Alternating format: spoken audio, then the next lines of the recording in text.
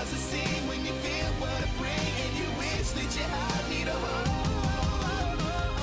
When it gets cold outside and you've got nobody to love, you'll understand what I mean when I say there's nowhere we're gonna give up. Like a leader who cries in the face of a monster that lives in a dream. Yeah, is there anyone out there? 'Cause it's getting harder and harder to breathe. And is there anyone out there? 'Cause it's getting harder and harder to breathe. Is there anyone out there? 'Cause it's getting harder and harder to breathe. And is there anyone out there? 'Cause it's getting harder and harder to breathe.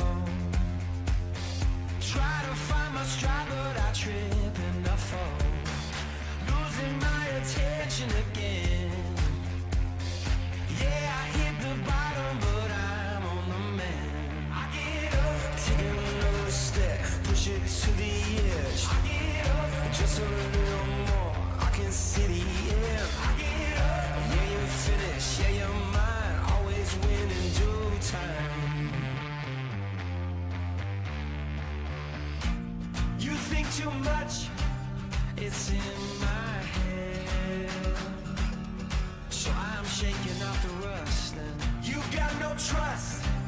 It's in my head. So I'm shaking off the rust. I think I broke just a little bit.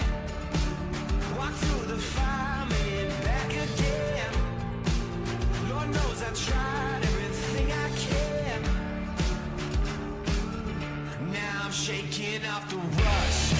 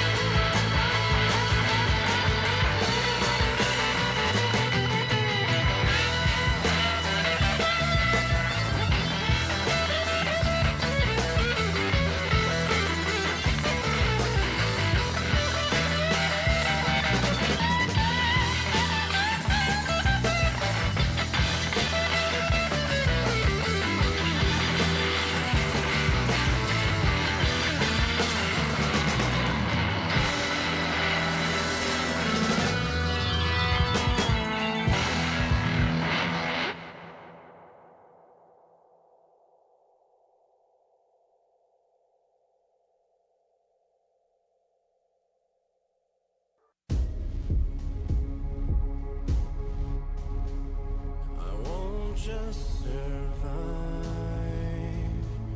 Oh, you will see me thrive. Can't write my story. I'm beyond the archetype.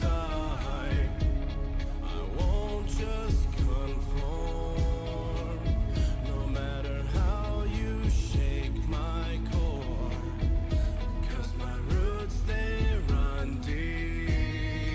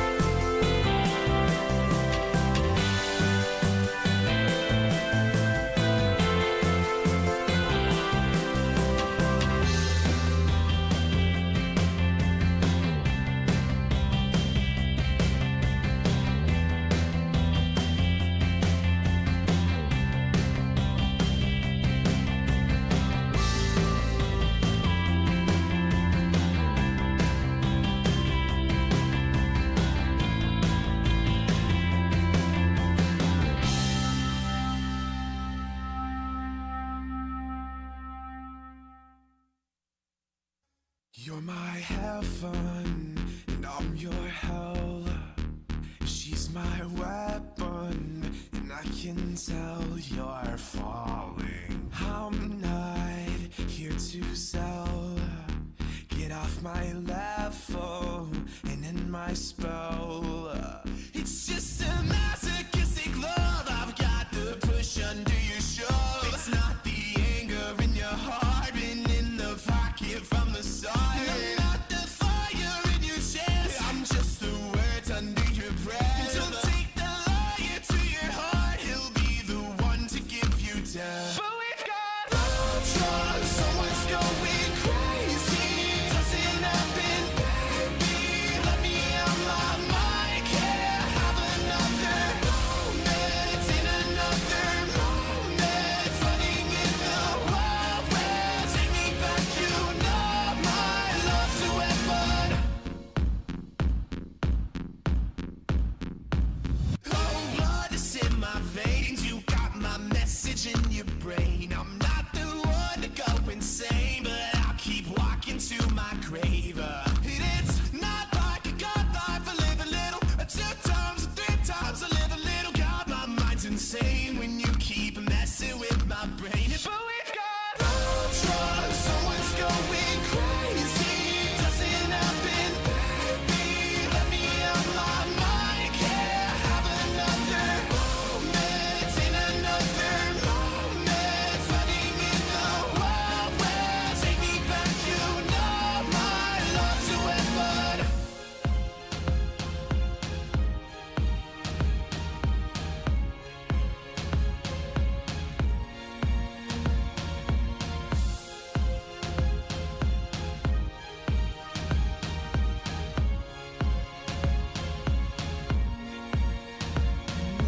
Time. Don't get me wrong, I'm just a human in this life. I'm not the one to tell you live right, but the saints are gone and the eyes are closed. In the words we speak are the last we'll know. I'm just a human. Don't get me wrong, I'm just a human. But we've got love drugs. Someone's going crazy. Doesn't happen, baby. Let me out my mind. Can't have another moment in another moment. Running in the wild west. Take me back.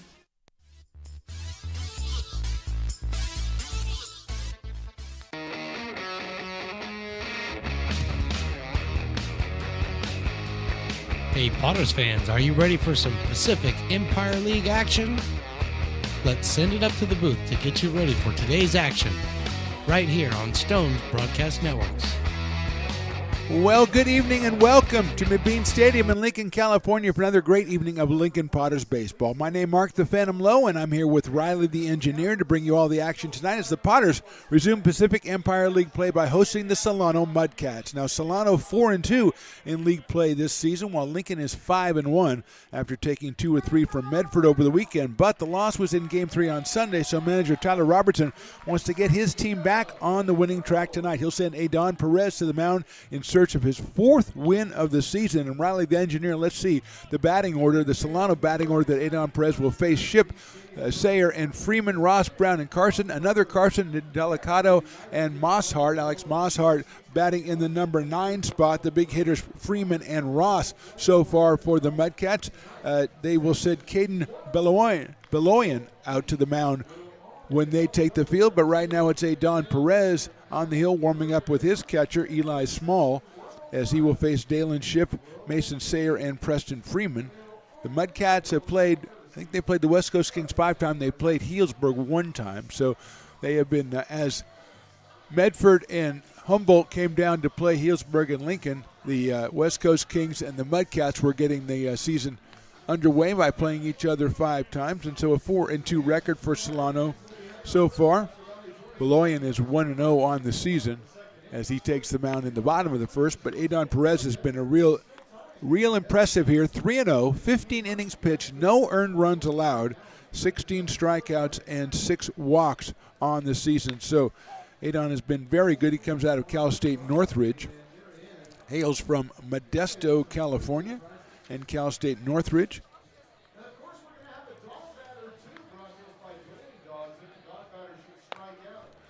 So there goes the ball down to second base. We're just about ready to get going here.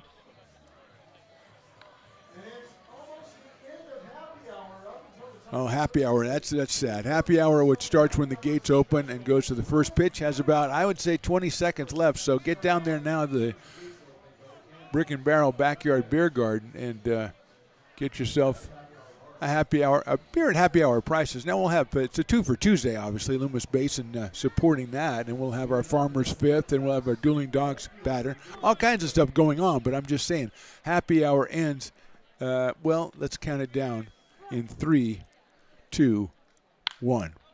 Pop up right side, right over by the Brick and Barrel, kind of just signaling happy hour is really over, right, Riley, the engineer?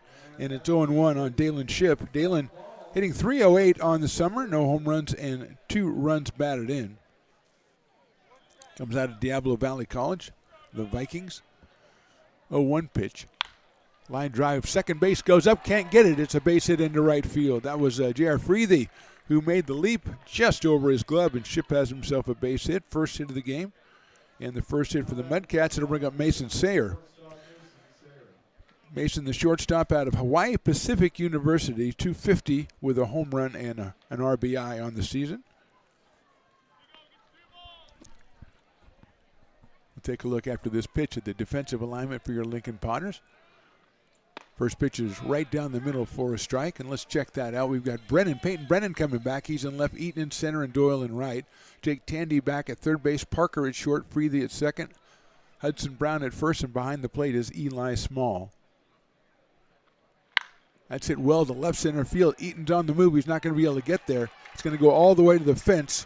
Coming around third is Ship. He will score, and making a move for third, but staying at second base with an RBI double is Mason Sayer.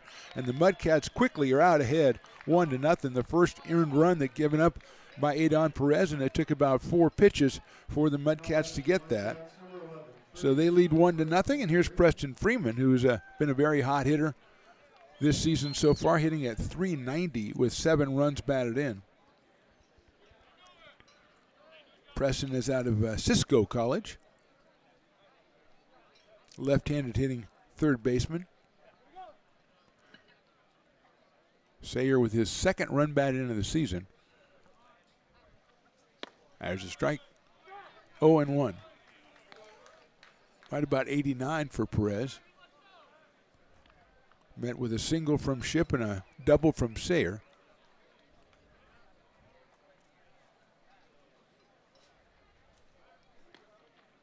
Breaking ball misses the outside corner. 1 ball and 1 strike. 2 teams play again tomorrow, but at the home of the Mudcats. So no broadcast tomorrow. We're back on Thursday against AE Express. Line foul. Left field side over the grassy knoll and up against the new fence down there. So Thursday, 6:35. Then the Potters are off, and then they go up to Humboldt to take on the Crabs, and we won't have another home game until July the 2nd. And, of course, July the 4th will be a big night out here. West Coast Kings in town for all the festivity. Line drive over the first baseman's head into right field. That is a base hit. Here comes the run around third to Sayer. He will score. There goes Freeman for second. The throw's going to be too high, and it's a double. And going to third now, there's nobody covering, and sliding in is Freeman, and he's safe. So Freeman dumps a double down the right field line, goes to third on the overthrow. He gets an RBI. Scoring is Sayer. That one was not hit that hard, but it was perfectly placed. Doyle's going to be charged with an error in right field for the overthrow at second base. So not a great start for the Potters, but a great start for the Mudcats. And here's Connor Ross, who's been their big hitter. He fouls that on down the right field line. Connor at .378 with a pair of home runs and 16 runs batted in. He is out of California Baptist University, Cal Baptist. Connor is the DH for the Mudcats. Breaking ball's lined into center field. That's another base hit. So 4 straight hits off the top for the Mudcats against a 3-0 pitcher in Adon Perez. Ross picks up his 17th RBI as Freeman crosses the plate. And that will bring up Ansel Carson.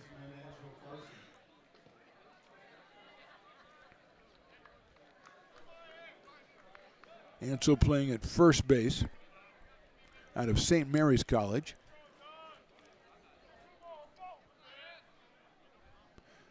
Single, double, double, single for the Mudcats so far here in the first.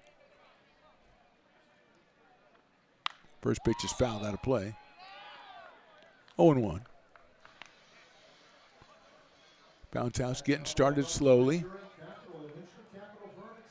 Now the original bounce house is now like a batting cage or something, I was told. So that's we've kind of diversified down there. I'm not going to duplicate with the bounce houses. 0-1 coming up to Carson. In the dirt, nice stop by Eli Small. He pounces on it so that the runner cannot advance. And Carson picks it up as mass for him. There you go. There you go. You like that, don't you, Riley the engineer? Riley likes civility in his game. He likes people being civil to each other, and he likes you to carry a beer in each hand when you go to the concession stand. You do those two things, and Riley pretty much is your friend. Whether you want that or not, a totally other subject. 1-1. Hit sharply to right second. Nice play out there by Freethy to second for 1 over to first. They're going to get a double play. So the ball hit very hard, but Freethy with a great snag, threw it to Cade Parker, gunned it over to first. Kind of what Adon Perez needed, a 4-6-3 double play, which means 2 outs. Ross is wiped off the base paths, and Colin Brown will be the hitter. Colin, 286 on the year. He is the catcher out of Holy Cross. Takes a fastball and takes a strike. Perez, that one got up to 92 from Adon Perez. 0-1 to Brown. No home runs. He's driven in a run. Outside for a ball. 1-1. Dash Carson is next.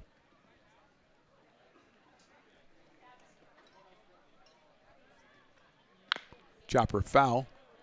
Nice play over there. It looks like to save a couple of lives by the Mudcats, one of the players there in front of the dugout, so it's 1-2. Mudcats started it off with 4 straight hits, then the double play.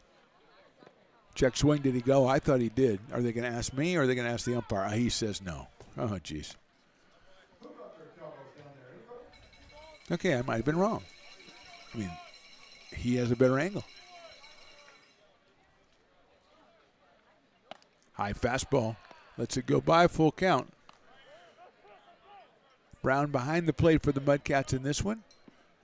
Caden Beloyan will be the pitcher when they take the field, hopefully soon. 3-2 pitches fouled.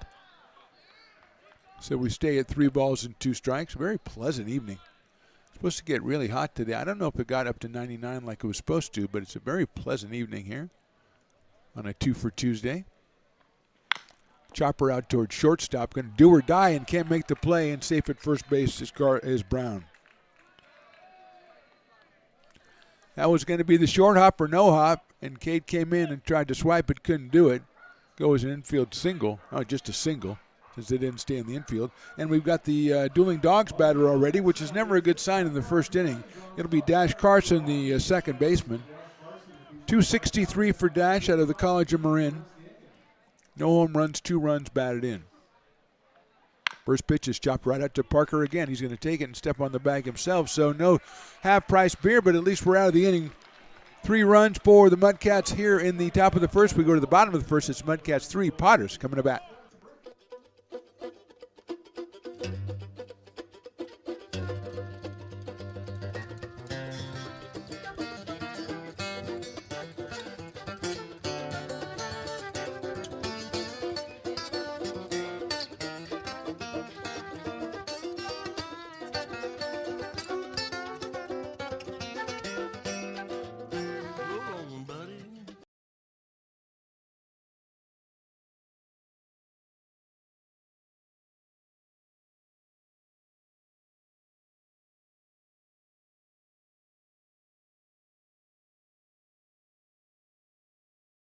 out of this world. When our members are able to go to work on these big projects that are funded by Biden's economic investments, it means continued growth in their wages, in their pensions, in their health benefits. It means they're going to be able to take care of their families.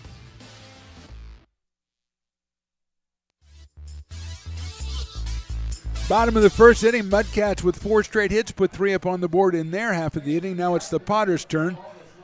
Caden Beloyan will be the pitcher. It's his 3rd appearance, 4 innings pitched, 8 hits, 1 strikeout, 2 walks. He has a 1-0 average. Let's take a look, if we can, Riley, at what he's going to be facing when the Potters come to the plate. First inning, Parker. Peyton Brennan is back. He's batting second. The hot Jake Tandy third. Then Brown, Doyle, and Freethy. Small, Eaton, and Manzi. Luke is the designated hitter, batting ninth, trying to get back in this game for Adon Perez, who uncharacteristically gave up 3 runs. He hadn't given up an earned run all season in 15 innings. So Cade Parker will start us off. Then Brennan and Tandy. Potters 5-1 in Pacific Empire League play. The Mudcats right behind him at 4-2.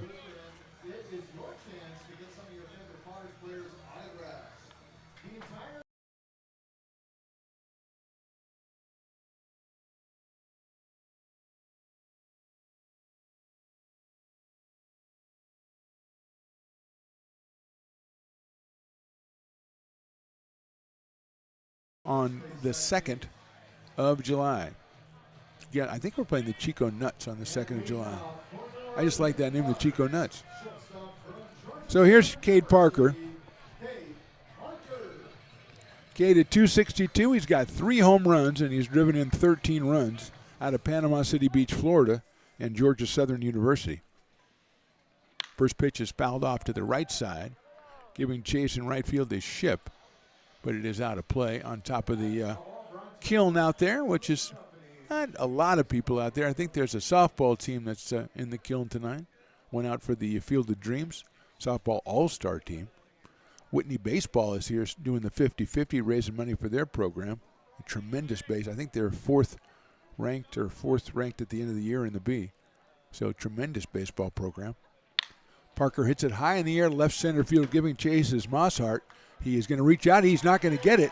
That's going up against the Old Town Pizza sign, and Cade says, I'm going for 3, and he's going to make it without too much of a problem. So that's the way to answer 3 runs, is you drop a triple in the left center to start off the bottom of the first.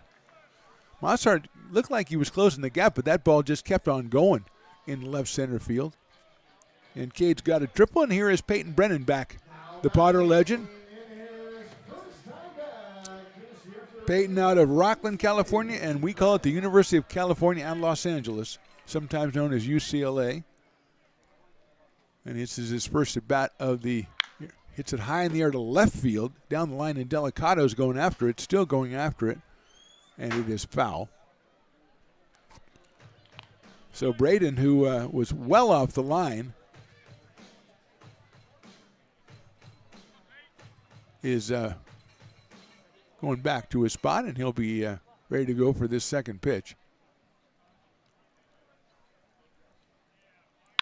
A chopper up the middle, that should get into center field, and it's the first at bat, it's the first hit, it's the first RBI for Peyton Brennan, and it's now a 3-1 ball game in favor of the Mudcats. Just bounced it right up the middle of the field. And Potters are on the board, and here's Jake Tandy. Jake was over 500 for a long time. He had one game he was 1 for 5, I think, and the average plummets. That's the problem when you got to way up there. He's at 466 now with 4 home runs and 27 runs batted in.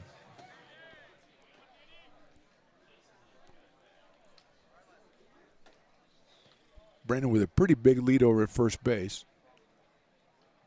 Jake check swing. Did he go? I think he did. Yes, he did. The umpire makes no, kind of does a double take there. And puts the strike sign up, so it's 0-1 on Jake. Throw over to first base, and Brennan is back. Hudson Brown to follow, hitting in the cleanup spot today for Tyler Robertson and the Potters. Piper the Peacock is on hand. I think that's Ryan running interference. That goes through the catcher all the way back to the backstop, and Brennan will take second base. Piper saying hi to the multitudes. I like Piper with that hat. Piper usually didn't have the hat. Now he's got a Lincoln Potter's hat, a blue one with white letter, white L on it. Very striking. He's going to hang out and talk to the Whitney High guys. I'm sure they have a lot in common with the Peacock. 1-1. Beloyan delivers. He swung on and missed. 89 miles an hour, so some good velocity on the fastball for the right-hander, and he's ahead of Jake Tandy, 1 ball and 2 strikes.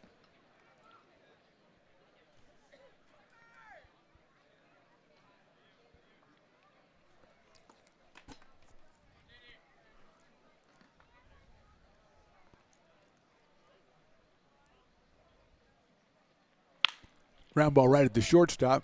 Picked up by Sayer across the diamond for the out. Moving to third is Peyton Brennan.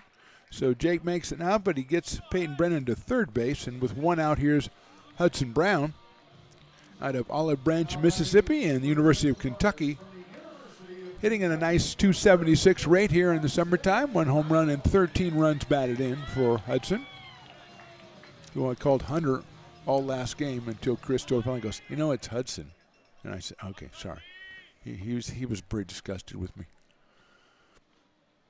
Fastball inside, 1-0. Brendan 90 feet away with 1 out. Potters trail at 3-1. Jacob Doyle on deck. Beloyan checks it with Colin Brown, the catcher. That one is a strike. 1 ball and 1 strike. Riley, the engineer, can we put up the defensive alignment for the Mudcats? Delicado, Mossart, and Ship in the outfield. Freeman, Sayer, Carson, and then Colin Brown behind the plate, and Caden Beloyan on the hill. 1-1 to Hudson Brown. Big left-handed hitting first baseman. Outside, 2-1. Get the cowbells going as the crowd's still filing in, kind of filling in here. And some of them were taken aback by the 3 runs the Mudcats scored, and they just went right out to the Brick and Barrel backyard beer garden. And now they're coming back and sitting down. 2-1 coming up to Hudson. Grounded down the first baseline. That's a fair ball. That's a really nice play at first by Carson. That one could have well gone down the line. It is a ground out to first. It's an RBI, though, because Brennan scores. So Hudson picks up his 14th run batted in. Potters have scored twice here, but now with 2 outs, Jacob Doyle will be the hitter. Ansel Carson playing first, Dash Carson at second. Ansel went to the line and stabbed that one. It would have been down in the corner if he hadn't. Here's Jacob Doyle, 365 for Jacob Doyle. Line drive, left field base hit. Just took the fastball and turned it around at 86 miles an hour. And third hit for the Potters in the inning. And Doyle's at first base with 2 outs and J.R. Freethy coming to the plate. J.R. out of Rockland, California, and University of Nevada, hitting 273. Has a pair of runs batted in. Playing at second base for Tyler Robertson today as the Potters gave up 3, and now they've gotten 2, and Doyle at first base.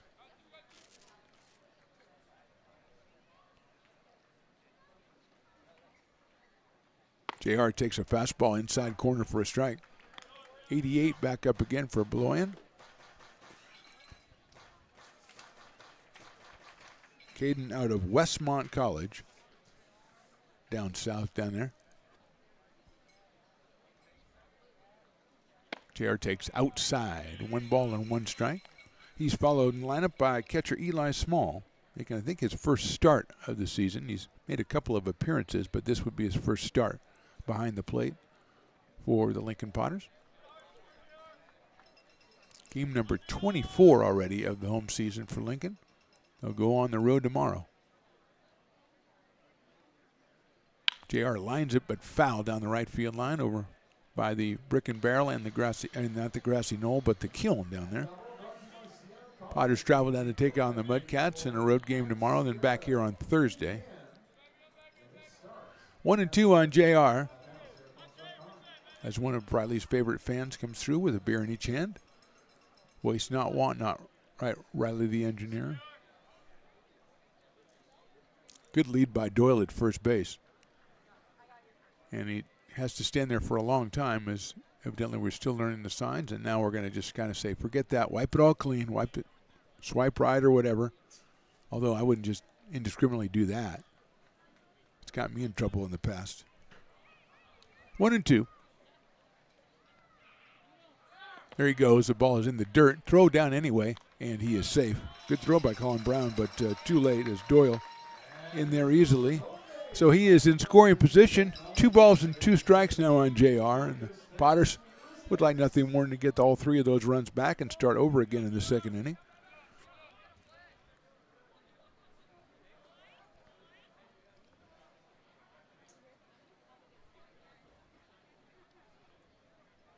Two coming up.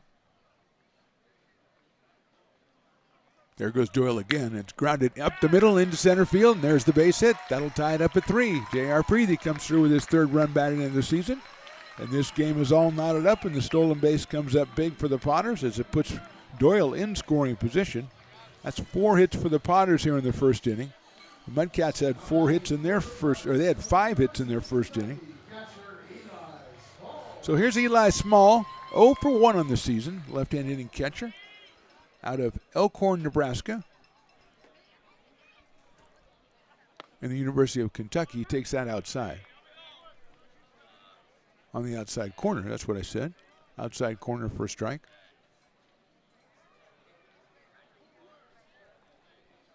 Freethy, a threat to go as well, but not as big a lead as Doyle, and they're going to go over to first base. Parker started off with a triple, and he was singled home by Brennan after a ground out by Tandy. Brown scored Brennan with a ground out outside. And Doyle singled, stole second. Freethy delivers him, and we are all knotted up at 3 in the bottom of the first inning. It's another Pacific Empire League game. There's the throw over to first base. A little upstairs, but Carson handles it easily. And back safely is JR.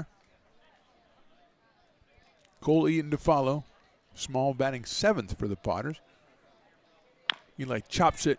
First baseman Carson has it. He's got to get it to the pitcher covering. They're going to get there a step ahead of Eli Small. So 3 runs on 4 hits for the Potters. We go to the second inning. Potters have 3, so do the Mudcats. Astro Air Design Incorporated, where you feel the difference. We are a locally owned and operated heating, air conditioning, and custom sheet metal company committed to the highest quality of craftsmanship at a competitive price. Our trained and certified technicians have the knowledge and experience required to install, maintain, or repair your home comfort solutions. Our upfront pricing gives you the peace of mind because you know your price is locked in. Call Astro Air Design Incorporated today. Here in Michigan, we do more than just survive the winter. We thrive during it. You simply can't keep us away from what we love most: great times and amazing beer. The snow transforms the landscape and lays the path for adventures yet to be had. Trails ready to be explored, and freshly groomed hills ready for the first run of the day. And later, as the sun descends, it's time to unwind with great conversation and even better friends. Experience a taste of Michigan winter with Founders Brewing Company, born and brewed in Michigan.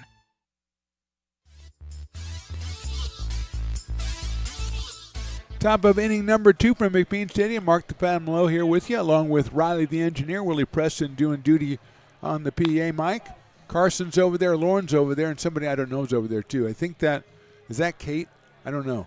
Find out for me, Riley. I want to give everybody their due. You know, we got to find out and see who that is. Edan Perez left at the middle of the first inning. He was down 3-0. Now he's back even at 3-3, and he will face Indelicato first. Braden, the left fielder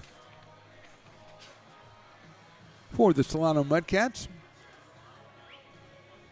He is out of Biola University and batting at .250 with a home run and 3 runs batted in. Mudcats have only played about, I think, 11 games total, so they don't have a lot of games. Some of the numbers aren't as big because they haven't played very often. Except for Ross, who has 16, now 17 runs batted in already. That first pitch is high. So that's a pretty impressive number indeed.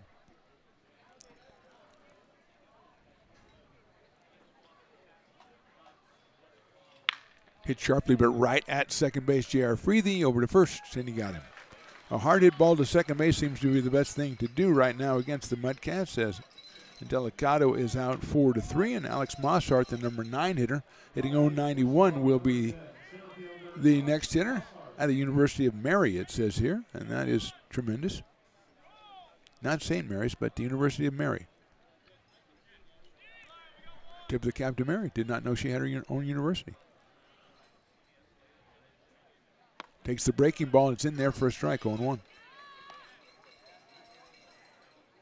I think Alex only has about 9 at-bats on the season, so he's just getting into the swing of things. Takes that one down low. 1 ball and 1 strike. 1 out here, top of the second. Dalen Ship, and the top of the order waits on deck. Fastball is down low, 2-1. Parking lot Potters, Don's down the front row. You know, 2 games ago, he said he was going to help me to call balls and strikes, and he hasn't looked up here since. He came up before the game, I think it was Saturday, said, you know, these umpires, he says to me, I'm going to let you know if it's a ball or a strike, because I'm down there, I'm in the front row. Swung on and fouled. He literally has not looked back here since he came up before that game. That whole game, Sunday's whole game, so far tonight. No eye contact, nothing. He left me hanging. I thought I had a man on the inside. Probably, I thought I had a bird's eye view of the thing, but no. 3-2 pitch, call, strike 3, inside corner.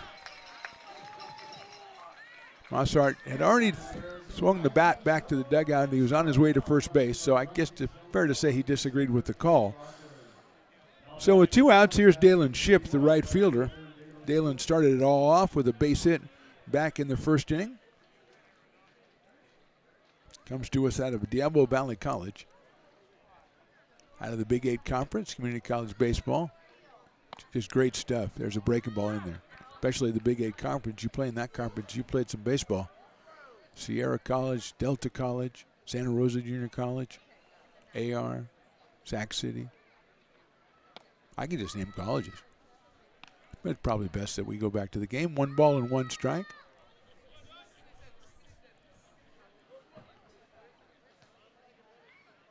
Fastball moves him off the plate, 2-1.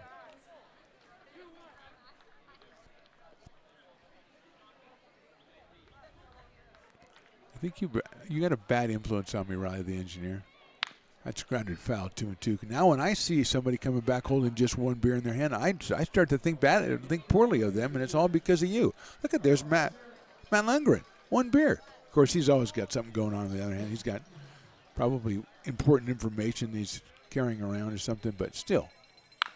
Line drive, foul down the third base line. Plus he was getting that, bringing that for somebody else, and so it doesn't really count under your system. If you're not getting the beer for yourself, it's okay if you bring 1 back. I'm going to make that rule even though it's not my rule. It's the Riley rule. Actually, you have 2 rules now that I think of it. Popped up, out of play. You have to have something in each hand when you go to concession stand, and whenever there's a pitching change, you play extra commercials. That's the Riley rule. I had to break Chris in on that. He kind of took to it. Breaking balls popped up out of play. Your dad was not down with that rule. He's like, earn your money, get on the air. I'm like, come on. But then I told him, hey, it's Riley's rule, not my rule. He had to concede and go, yeah, it's a good rule. That's lifted down the right field line as Dalen Ship is getting rid of all the baseballs that we have here in Lincoln. And we're going to have to go over to Big 5 and grab a couple of baseballs. No, Nolan Thebe comes out just at the right time and restocks, resupplies our guy. So we can continue playing. That's good news because we're only in the top of the second inning. We run out of baseballs now. There's going to be some disgruntled fans and some players that aren't really happy. Breaking ball swung on and missed. Tough at bat, but he finally got him on strikes. 2 strikeouts in the inning for Perez. We go to the bottom of second, all tied at 3.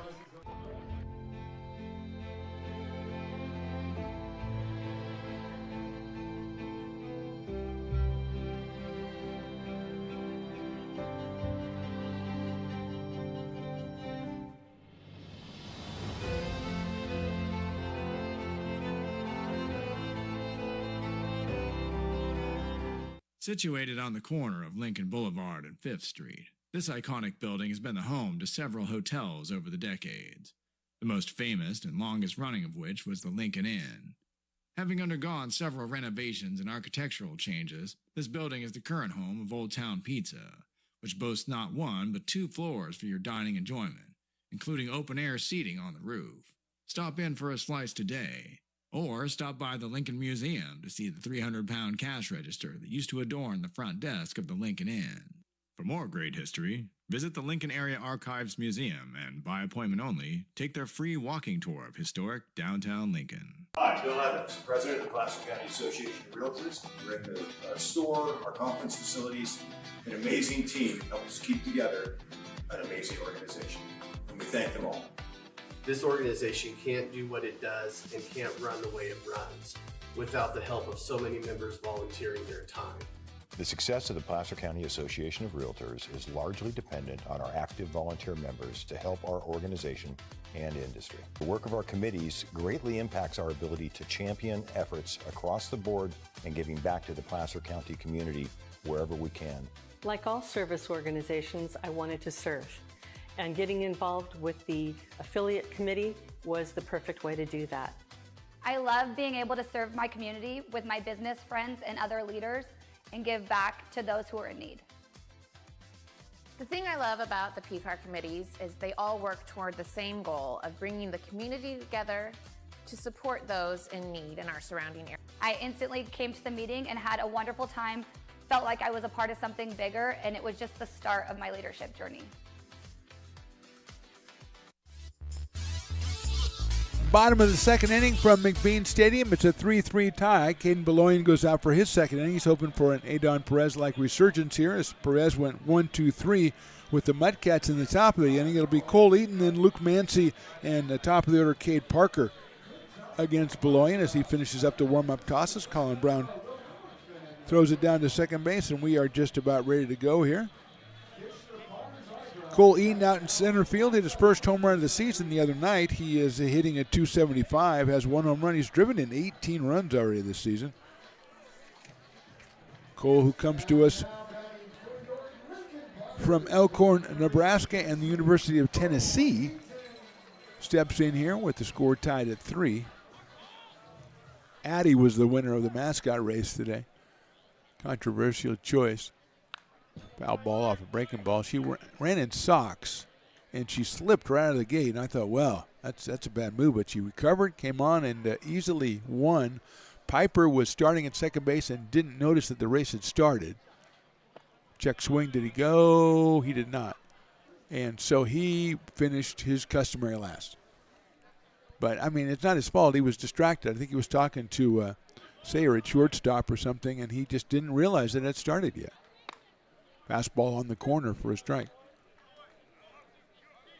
1-2. So, I mean, you can't fault the guy for that. I mean, he's a convivial. He's a mascot, so if someone talks to him, he's going to talk to them.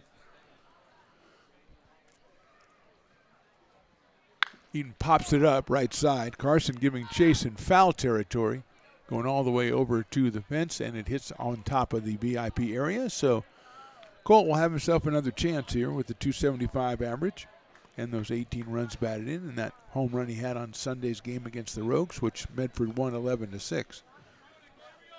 Again, a thank you to the Rogues fans and to President Dave May for helping to make that series the most viewed series in Stone's Broadcast Network's history. Everybody on the YouTubes checking out that 3-game series, a tremendous 3-game series, especially Game 2, which took, 20 hours, 22 hours to finish. It's pretty long. Yeah. 2-2 pitches chopped out to shortstop. It's Sayer across the diamond, a strong throw, and Eaton is out at first base.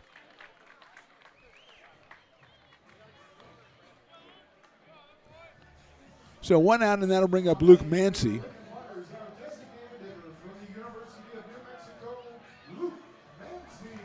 Mancy steps in with a .267 average, and Luke had his first home run just recently here as well. Takes that fastball down low. I believe he has 7 runs batted in. Let's triple check that. 2-0.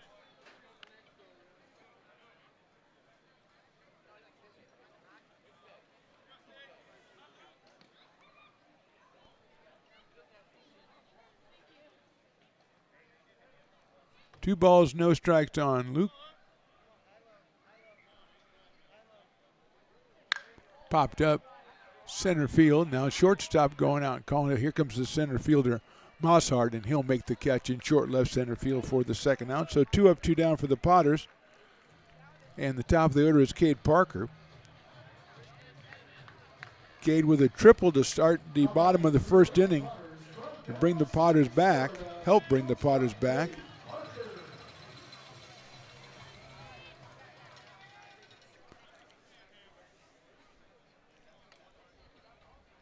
Cade takes a breaking ball, and it's a strike. Gets away from the catcher. Brown, it must have been a really good pitch because usually if the catcher doesn't catch it, you're not going to get the call. But that one looked to be right in there. A little low in the strike zone, but definitely in the strike zone. 0-1 on Cade. Sun has kind of poked its way through here, making it a little more difficult for the outfielders. Check swing, it looked like he went, but the call is no, he did not go. 1-1. Got the first base umpire explaining it to the first baseman now why he didn't go, showing him pantomiming it, pantomiming in the dirt, pantomiming it, right, Riley, the engineer? He's a college kid, so he should know. All these good colleges in California, he goes 3,000 miles away. You know, you do what you do. You do you, Riley. 2-1 pitch is high, 3-1. I went at 87 from Beloyan. Got the Cowbells being represented out here tonight, and that's a good thing. Peyton Brennan is next. That's down low, ball 4.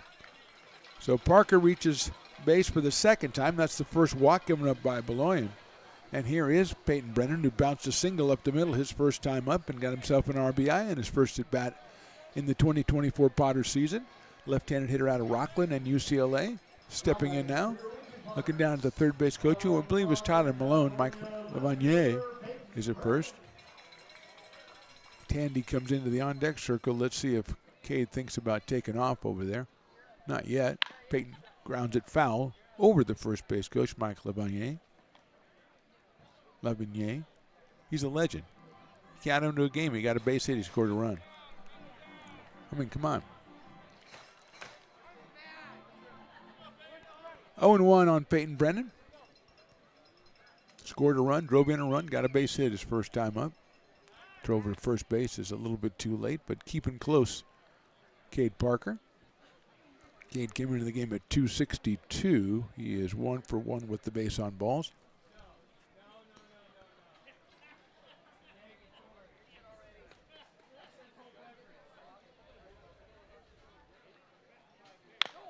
There's a slow chopper out towards second. Carson's going to have to hurry, and he's not going to get Brennan. And going all the way to third is Parker. The throw is high. He is safe.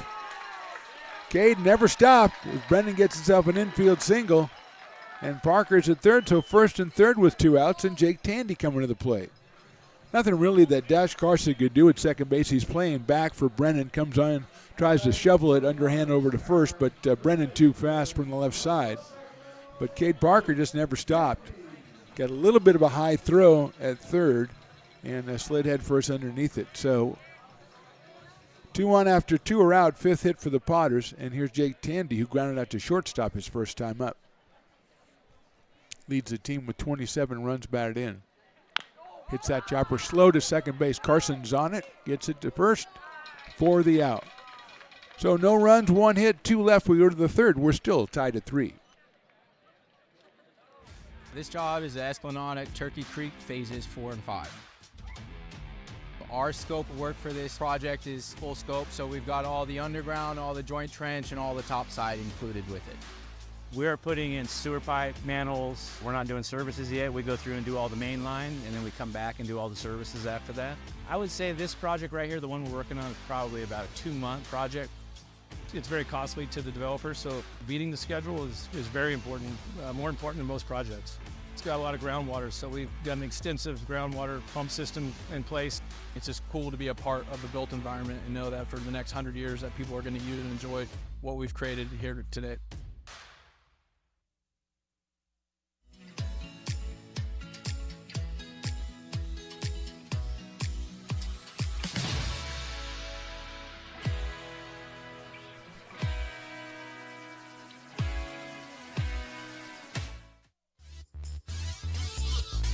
Okay, I don't know if Riley, the engineer, has gotten this. We have filling the bucket contest here. I think it's interns because nobody knows what it is, so the interns are doing it today. This is the first time.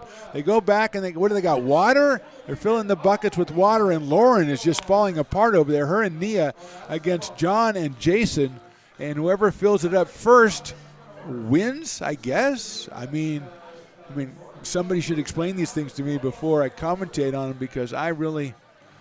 But Nia looks like she is helping out a lot for Lauren. Oh, so it's a sponge with water. You're squeezing the sponge to get the water into the bucket, and Lauren wins, and then Nia just sprays all over Piper. So there you go. And a good time was had by all. And Riley, the engineer, I hope you conveyed that to the people with your wonderful pictures. Anyway, let's stop doing that and go to the top of the third. Mason Sayer, Preston Freeman, Connor Ross, 2, 3, and 4 against Adon Perez. Sayer doubled his first time up into left center field, picked up an RBI, his second of the season. Mason hitting .250 coming in. Takes a breaking ball in there for a strike. He is out of Hawaii Pacific University, which sounds nice. I will say that. It sounds nice. Takes a fastball, and that's in there for a strike. Perez at 90 miles an hour, quickly ahead of Sayer 0-2, followed by Freeman and Ross. These three were double single the first time through in the first inning against Adon Perez. Lauren is back from whatever that was. Maybe we'll get her on to try to explain that. That's fouled out of play. You think, Riley, the engineer, that someone could actually explain what was going on down there? I don't. Lauren, if anybody can do it, Lauren, and that could get her. See, she's fallen down to number 2 in the rankings, so maybe a good explanation. She gets back to number 1. Breaking ball almost gets Sayer to offer, but he holds up, and it is 2-2 on the shortstop from the Mudcats. He lines that one out towards second. On a hop, it's Freethy. He has time to go to first for the out. So one out here in the third, and now we'll bring up Preston Freeman. He doubled down the right field line, drove in a run back in the first inning, then went to third on an overthrow and scored on a Connor Ross single. So Preston, who's hitting at .390, is picked up his 8th run batted in of the season. Remember, the Mudcats haven't played that many games. And he's up here against Perez. And Aiden sails it against the screen and against our camera and causing all kinds of problems. Hopefully none that linger. Hopefully just a momentary snafu. 1-0 in the dirt. Preston out of Cisco College, 6'2", 175, playing at third base for the Mudcats, who have a 4-2 record in Pacific Empire League play. He lines that one to left field. That's a base hit. Brennan gets over in front of it, gets it in quickly to keep him at first base, but Freeman has his second hit of the game. 6th hit for the Mudcats, and Connor Ross, who singled in a run his first time up, picked up his 17th run batted in already. A very impressive number for Connor Ross. Out of Cal Baptist.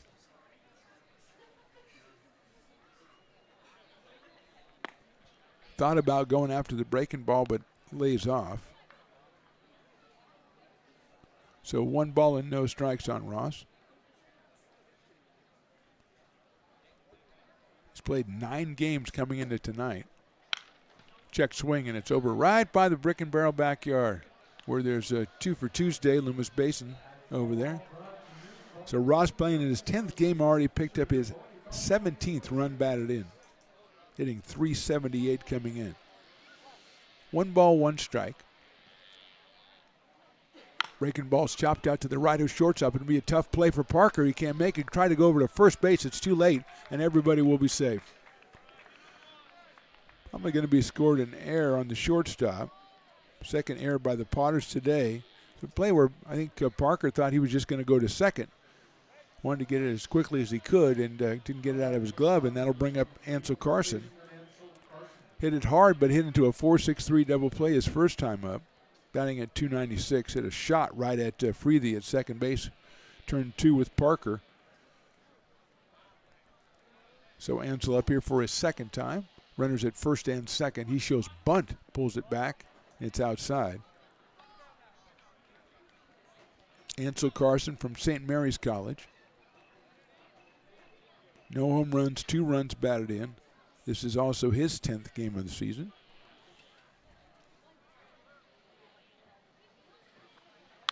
It's out up in the air, left side. It's out of play. 1 ball and 1 strike. Did not show bunt that time. Ansel 6'3", 200 pounds. Playing at first base for the Mudcats. Top of the 3rd inning, we're tied at 3. Perez checks the runner at second, comes to the plate, fastball high and outside. 90 miles an hour again from Perez. He's been as high as 92 with the fastball in this one. Colin Brown is next, the catcher. High again, 3-1. Potters look to be starting to loosen up somebody down in the bullpen. Perez went 3 innings in his first start, then 6 in his second and 6 in his third. So not used to having to get somebody up early.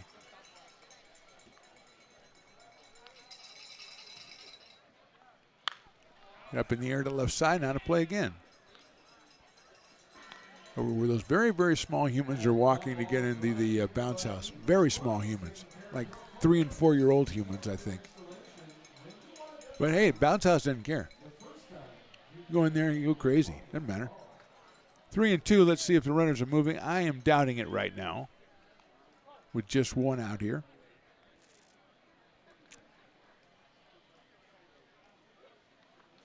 Swing and a miss, high fastball. So Perez gets the strikeout when he needed it. Now he's going to have to face Colin Brown. The catcher singled his first time up, so he's 1 for 1. He comes in at 286. He comes to us from Holy Cross College.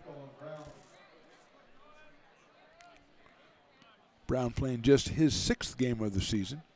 He's got 1 RBI, no home runs. Swings and misses at the high fastball. 89 from Perez. Dash Carson to follow if Brown can keep it going here in the 3rd.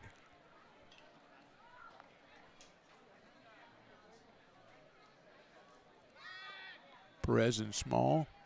Little miscommunication, so head on, steps off the river, comes back. Let's start the whole process again.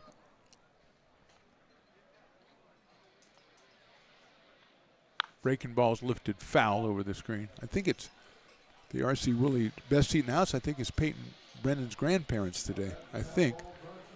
We had Cole Eaton's parents, we had Zach Chamiso's grandparents, and now we have Peyton Brennan's grandparents. It's kind of like a celebrity, parent-grandparent thing now. If you're here and your kid's on the team, let us know. You'll be sitting on the couch. Breaking ball swung on and missed, gets away. Small down to first base, and he's tagging like 4 different people, so it doesn't matter. Potters are out of the inning. We go to the bottom of the 3rd, tied at 3. I'm Bill Spear, North Valley president of 5 Star Bank. In a time when business can feel so uncertain, we're here for you every step of the way. I know they have a lot of bells and whistles within their bank, but just the relationship piece here locally on the business side is huge for us. 5 Star treats us like we're number 1. They're right there with suggestions, with help. So I have to bank with people that have our mission in mind. We're 5 Star Bank. How can we help you?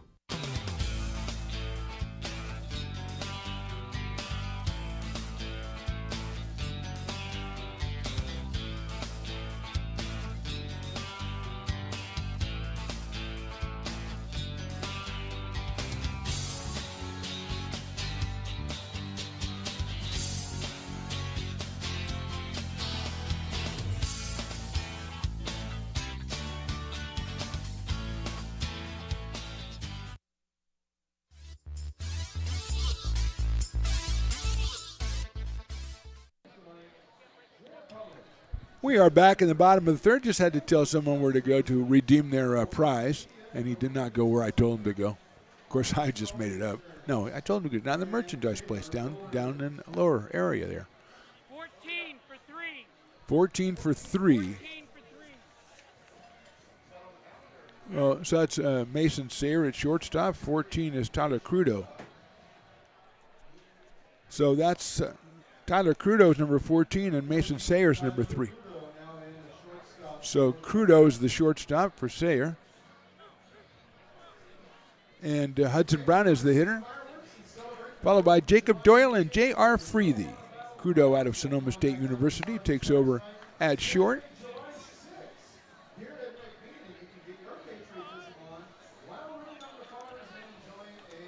So Hudson Brown, who grounded out his first time up, drove in a run, so he picked up his 14th run batted in.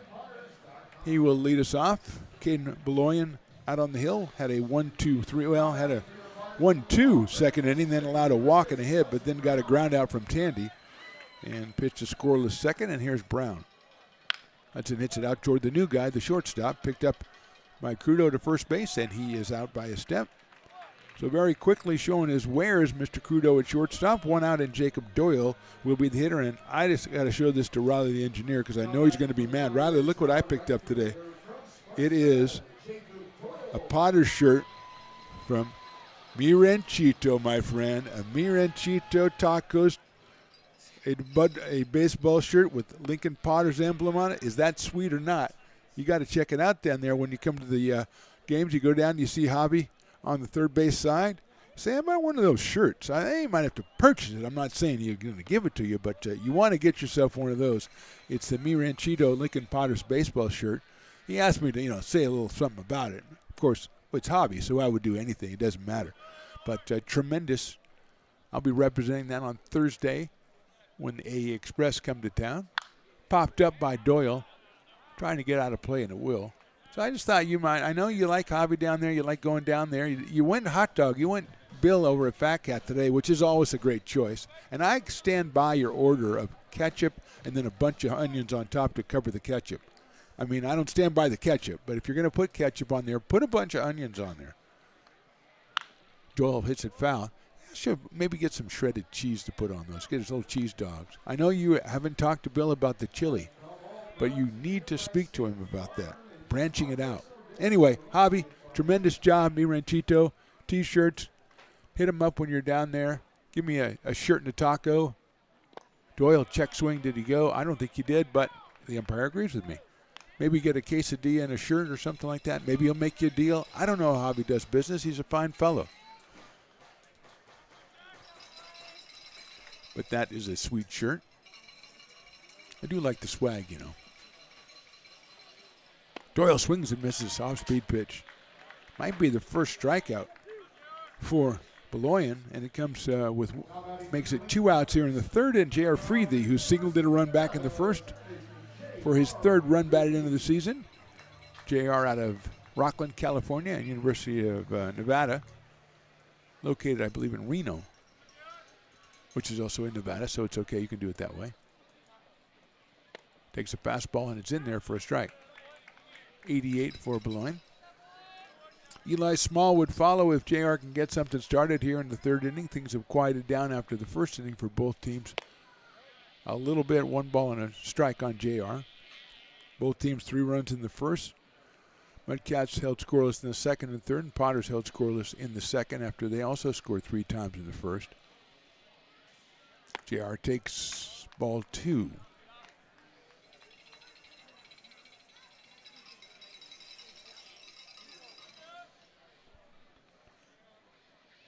Left-handed hitting second baseman. Lines it into left center field. That is going to get down for a base hit. JR's thinking about 2. It's picked up by Mossart.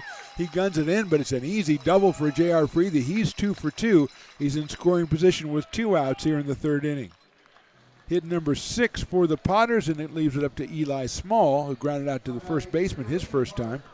J.R. slicing that one to the right side of the center fielder, Mossart, who ran it down, but he had a long way to go, and that was always a double in the mind of J.R. Freethy. He is at second base. Eli 0 for 2 on the young season. Grounded it to Carson at first base.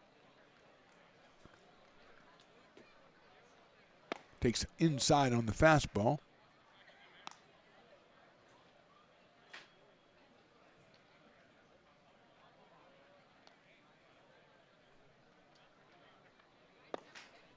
Oh, 2-0.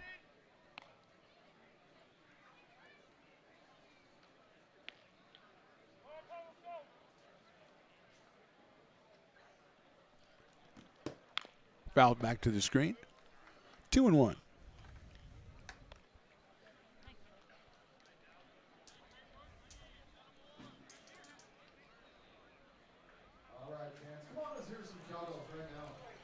Two balls, one strike, one out here in the fourth.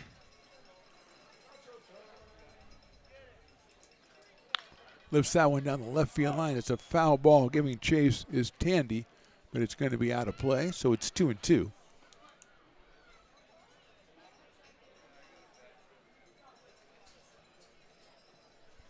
Two balls, two strikes on Delicado. 250 on the season, a home run and 3 runs batted in.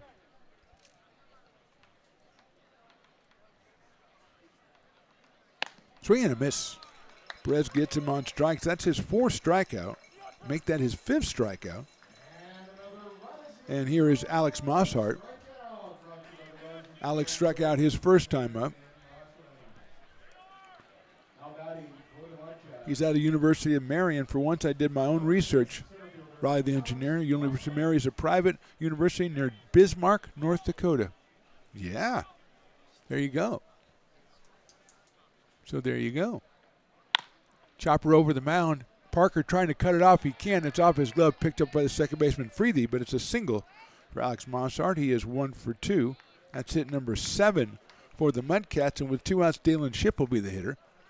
Dalen started us off with a single, scored a run in the first inning, then struck out in the second, so he is 1 for 2. Came in at 308 and out of Diablo Valley College.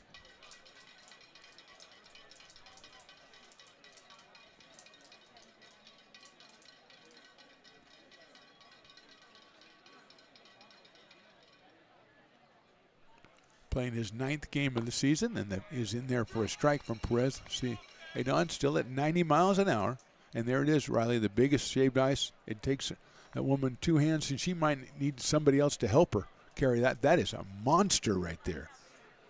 Do we have cameras? Do we have shaved ice cameras? Swing and a miss, 0-2. My goodness. And she hands the water to somebody. Hand the shaved ice to somebody. I thought she was going to be like tilting and stuff. Crazy. I don't know what they do down in that shaved ice thing, but I think that guy's crazy down there because he's just piling it in there. He said, hey, it's ice. I don't care. In the dirt and ice blocked by Small. Willie, did you get a look at that shaved ice? That thing is huge over there. Willie Preston to my right doing like only 13 or 14 different things. Asking for cowbells, playing music, talking to people coming in who all want him to announce something, birthdays or giveaways or something. 1-2 pitch. Chip hits it well to center field. Eaton going back. Cole seems to have a beat on it, reaches up and makes the catch. And then he drops the ball, but he already made the catch. I called it. He called an out. So the inning is over. We go to the bottom of the 4th inning. We'll have an appearance from Lauren the intern when we come back. Also, we got a 3-3 score. American River College is a top-tier community college sports program that provides student athletes with the opportunity to thrive both athletically and academically. ARC Athletics is currently ranked 5th in the state and 2nd in Northern California. With over 19 sports programs, our athletes compete with the region's best athletes. Our diverse and dedicated coaching staff helps athletes develop the skills necessary to compete at the next level. Start your community college athletics journey with us. American River College, Sacramento's best athletic program. Go Beavers.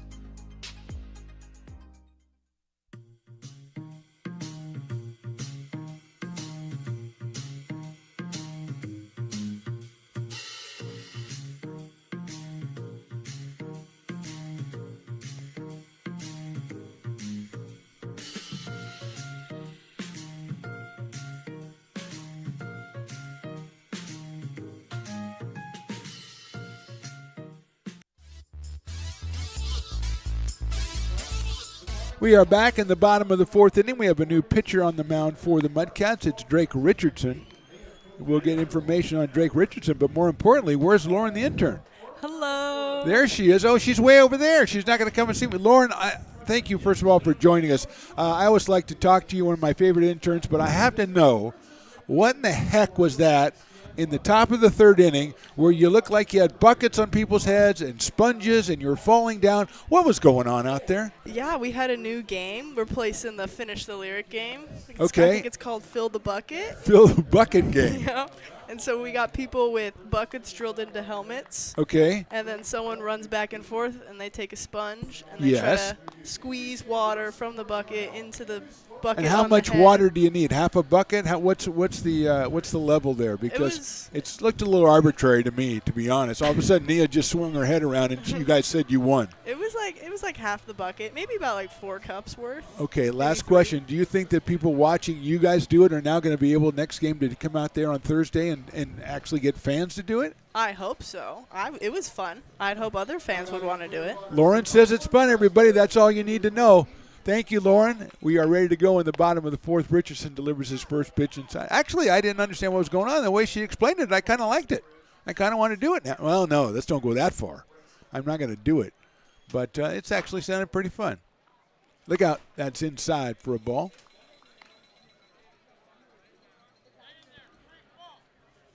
Richardson making his third appearance of this season. 4 innings pitched, just 1 hit allowed. 6 strikeouts and 2 walks. That is outside. Drake is out of California State East Bay. So he is on in relief of Beloyan. Outside again. Beloyan 3 innings, 6 hits, 3 runs, 1 walk, 1 strikeout, and he will not factor into the decision as this game is tied at 3. Eaton a 3-ball, 1-strike count now. Cole takes ball 4.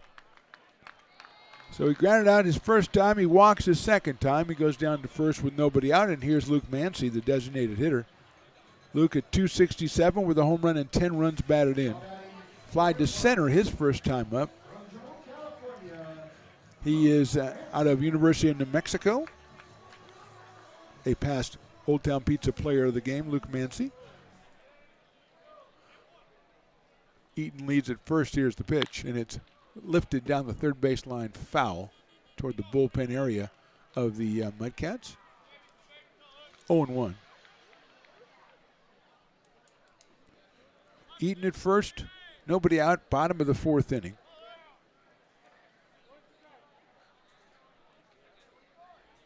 There goes Eaton. Pitch is in there for a strike. The throw is going to be too late, and it gets away, but is backed up by Carson.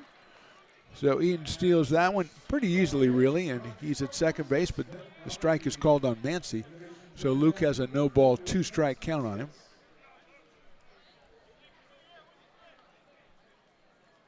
You can see from the picture that there's a little bit of a cloud cover tonight, alternating. The sun's peeking in once in a while and then going back, kind of taking a break. It's had a long summer already. Richardson steps off. Drake 6'2", 205. 0-2 on Mancy. Sharp grounded is short. They're going to go ahead and try third. The throw is going to be not in time. The ball looked like it was there, but it looked like Eaton got the foot in before the tag was applied at third base by Freeman. It's a fielder's choice. And the Potters, as a result, end up with runners at first and third and nobody out. In the top of the order, Cade Parker coming to the plate. Crudo with a good throw. It just, the tag didn't get on Eaton in time. Cade has tripled and walked, scored a run back in the first inning. Breaking ball is popped up right side. Carson giving chase, but it's out of play. Cade was the first hitter after the Mudcats had put up 3 runs on Perez in the top of the first inning. Cade Parker came out and immediately tripled and got the Potters at least mentally back in the game, and they ended up putting 3 on the board themselves. 0-1. Breaking ball inside corner, call strike 2, and Cade does not agree with that. First and third, nobody out here in the 4th.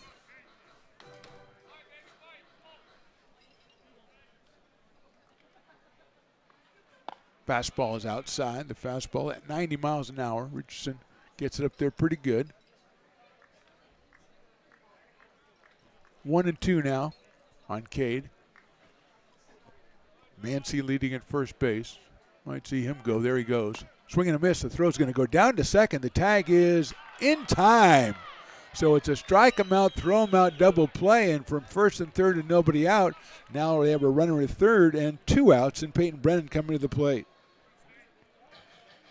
Beautiful throw by Colin Brown to get the runner at second base. So a promising rally. Looks not quite so promising now, but here's Brennan, who has singled twice. Peyton takes inside, that gets away. Here comes the runner in from third, and he will score easily, and the Potters are going to end up with a run anyway and lead this one 4-3. Eaton scores on the wild pitch. Nothing that Brown could do about that one. Potters put up a run without benefit of a hit, and it's a 1-ball, no strike count to Peyton Brennan, who singled up the middle in the first inning, then had an infield single in the second.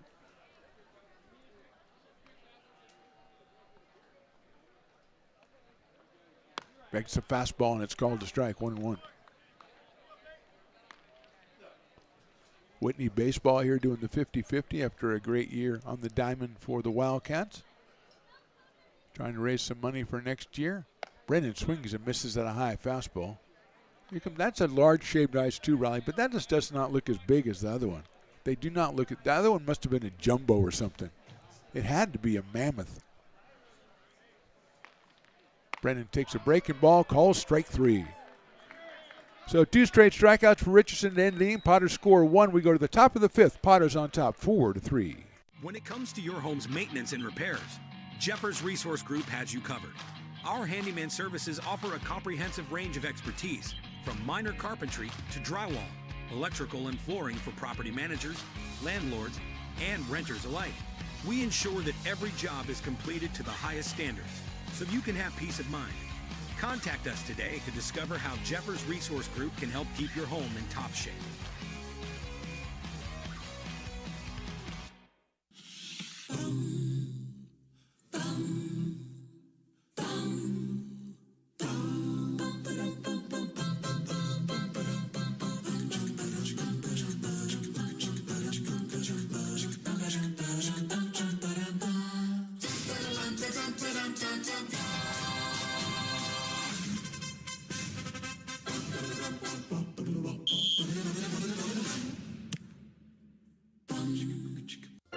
Fans want to keep restoring and renovating historic McBean Stadium? Now you can become a member of Friends of McBean. Annual membership start at $50. Get a 4th of July Potters t-shirt and 4 Potters tickets. Become a member now at friendsofmcbean.org.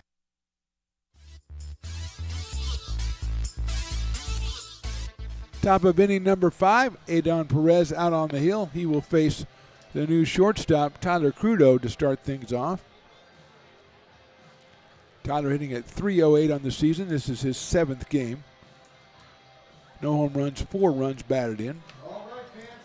Out of Sonoma State University.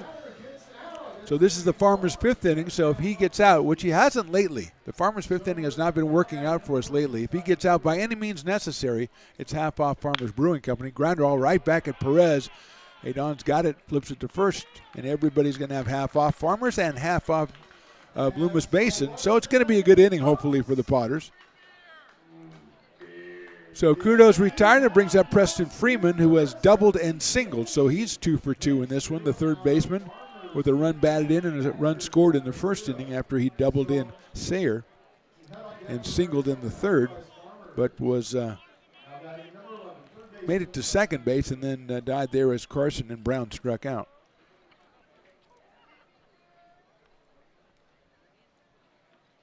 Breaking ball is in there for a strike. Perez gave up 3 runs on 5 hits in the first inning. Since then, in 3 1/3, no runs, 2 hits, and he has struck out 5. That one is inside for a ball. 1 ball and 1 strike. Nice crowd out here on a Tuesday night, enjoying 2 for Tuesday, and the Potters on top 4-3. Hit well to left field, moving back, and then over is Brennan. And he'll catch it on the run in front of the Emerald sign out there in left field. So finally got Freeman out. 2 outs, and here's Connor Ross, who singled and was reached on an error.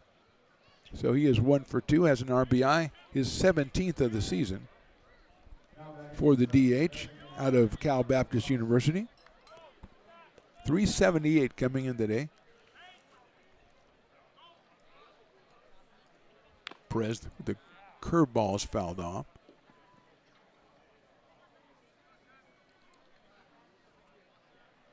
Oh, and 1. That one might have got Eli small a little bit as the umpire makes a point of walking the ball out to Adon Perez, giving Eli a chance to catch his breath as the great Nolan Murphy walking around behind home plate, doing something important. Check swing did not go 1-1, or at least making it appear so, which is the same thing, really. It's a lesson for you, Riley. If it's unimportant what you're doing, make it look important. Fastball, ball 2. 92 for Perez.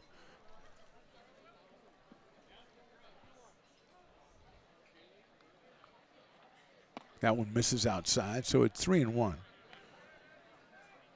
Ansel Carson, first baseman on deck. He's hitting the number 5 spot for the Mudcats. 3-1 from Perez. Fastball is ball 4. So a walk to Ross. I believe that's his first walk issued by Perez. And that will bring up Ansel Carson, who is hit into a double play and struck out. Double play hit really hard right at J.R. Freethy at second base. That was back in the first inning, then struck out in the third. Left-hand hitting first baseman, 296 coming in. Takes a high fastball. Ansel out of St. Mary's College. Checking with his base coach. If he's got any specific instructions that they want to convey to him. Logan Bell has been warming up for the Potters. Product of Lisbon, Ohio, down in the bullpen. Perez pitches fouled off. Evens the count up at 1-1 strike. Perez came in here with 16 strikeouts and 6 walks over 15 innings. He has 5 strikeouts and a single walk.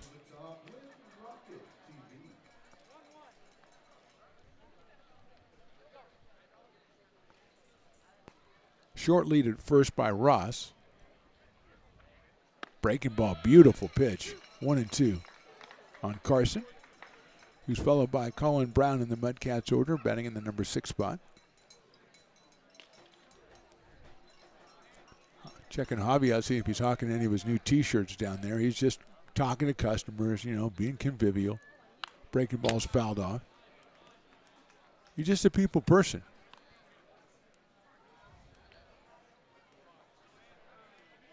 I'm telling him, he's got those T-shirts. He's got to, show his wares out there.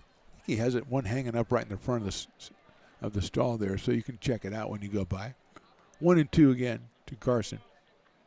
Breaking ball's fouled back to the screen. So he's staying alive, spoiling the pitch at the last second, and he'll get another one at 1-2. Mudcats 7-4 overall and 4-2 in conference play. Most of those 6, or 5 of those 6, against the West Coast Kings to start the season. Throw over to first base to keep the runner close. These two teams meet again tomorrow down at the Mudcats. And then the Potters are back for a non-league game on Thursday against the AE Express before they leave town over the weekend to go to Humboldt and take on the Crabs in a big Pacific Empire League series. 1-2. Check swing, fouled off. It's kind of a big game. Rather go on the road 6-1 than 5-2. Gives you good momentum from to get off on the road. Perez had a tough first inning, so good to see how he's come back. He does have Ross at first base with 2 outs and a 1-2 count on Ansel Carson. Breaking ball swung on a miss. He got him on strikes, his 6th strikeout of the day. We're through 4.5. Potters on top, 4-3.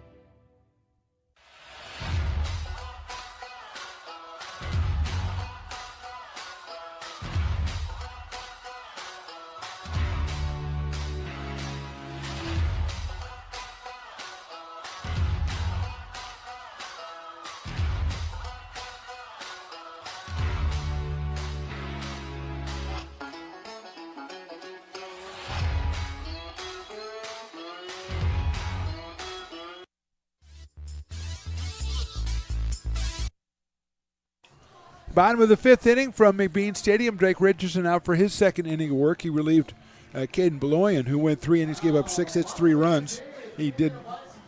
That was mostly in the first inning. He gave up 3 hits and 4 runs. Then he gave up, 3 runs and 4 hits. In the second and third, he combined for just 2 hits allowed and gave up no more runs. Potter scored 1 in the bottom of the fourth off Richardson. A walk, a fielder's choice that got runners at first and third, and then the runners strike him out, throw him out, double play, led to a runner at third with 2 outs, and a wild pitch allowed Cole Eaton to score the 4th run of the game. So it'll be Jake Tandy starting us off here in the bottom of the 5th, and Hudson Brown and Jacob Doyle against Richardson. Drake out of Cal State East Bay. Piper signing autographs after the dance contest. It was a slow starting contest. It got going toward the end as more and more of the cool kids joined in.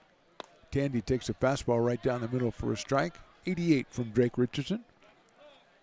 Jake has grounded to short and grounded to second in this one, so he is 0 for 2. Takes that one out on the outside corner. 0 and 2.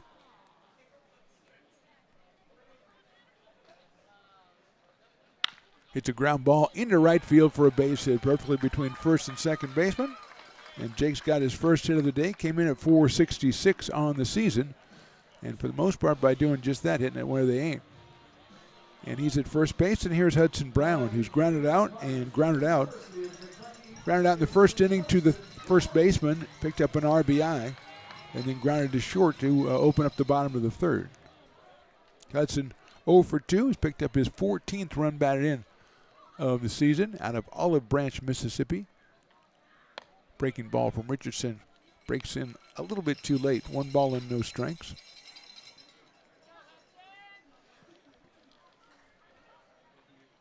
Hudson takes the fastball on the corner. 1-1.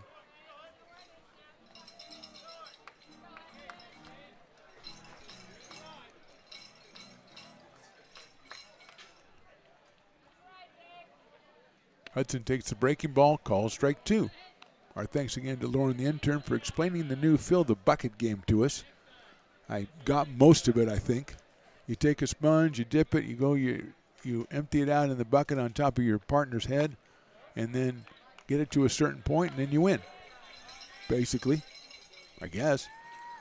2-2 now on Hudson Brown. 276 coming in for Hudson. Swings and misses at the breaking ball. Richardson gets his 3rd strikeout. And with 1 out, it'll bring up Jacob Doyle, who has struck out and lined a single to left field. He scored back in the first inning. So Jacob is 1 for 2 out of Sparks, Nevada. 365 for Jake, 3 home runs, 15 runs batted in.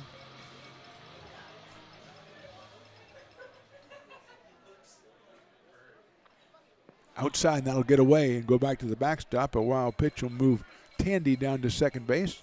Nothing that Colin Brown could do about that one. So now Jake's got a potential RBI out on second base.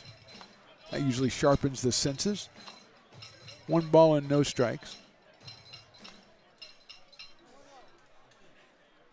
We're in the bottom of the 5th inning from McBean Stadium. Potters lead this one 4-3. Doyle hits it high up in the air right field, giving ground his ship. Now he's rounding around, makes the catch. The tag is made at second. Tandy's going into third, and he will make it. So Tandy's at third, but now there's 2 outs, and that's been key because we've seen a couple of wild pitches. See, I think they're going to probably appeal second base to say Jake left too early. But that's not the way you do it. So I'm looking to see what now it's called safe by the first base umpire. So here is J.R. Freethy, who singled and doubled. So J.R. is 2 for 2. RBI back in the first inning was his 3rd of the season. He comes in at 273. Out of Rockland, California, the left-hand hitting second baseman. His first appearance against Drake Richardson. Swings and misses at that one. Fouls into the catcher's glove, actually. 0-1.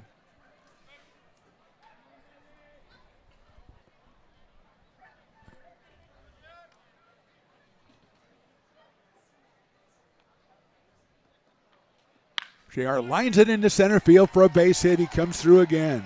third hit, second run batted in for J.R. Freely, and the Potters now have a 5-3 lead. Waited for the breaking ball perfectly and lined that one into center field. So with 2 outs and a run in, Eli Small will be the hitter. He's grounded to first, he's grounded to third. Both of them were big high choppers out of Elkhorn, Nebraska, and University of Kentucky. Eli behind the plate for the Potters in this first of a 2-game series, home and home against the Mudcats. He takes a strike.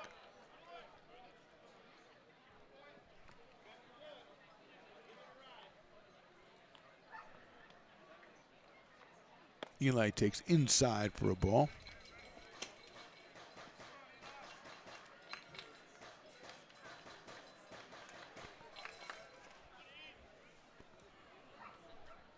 Freely leads at first. That's a good-looking pitch, but it's inside, 2-1.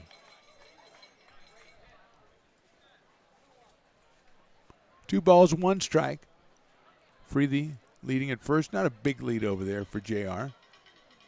But he goes, and there's a ground ball into left side. Nice play at third base by Freeman. Goes across the diamond to get him. Almost got it by him, but Freeman with a nice play to first for the out. 1 run, 1 hit. We go to the top of the 6th. Potters now lead at 5-3.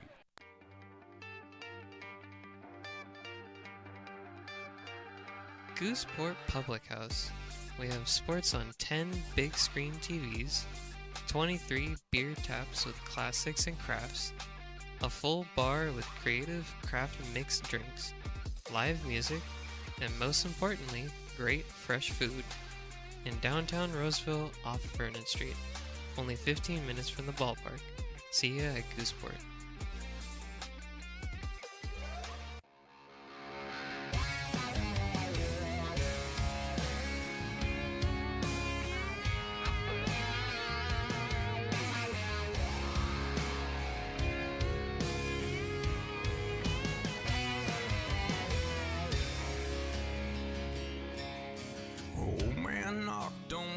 Front door with my teenage boy and a couple more from up the road.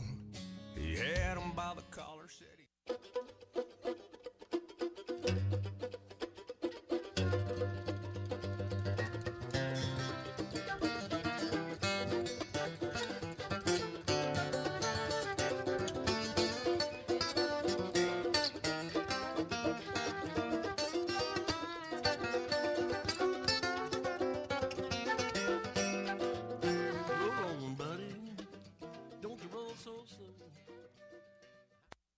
Being a laborer means everything. It was what took care of me when I was growing up. It's what takes care of me now. Because of President Biden and the money he's put into infrastructure, the need for our workforce to expand is out of this world. When our members are able to go to work on these big projects that are funded by Biden's economic investments, it means continued growth in their wages, in their pensions, in their health benefits. It means they're going to be able to take care of their families.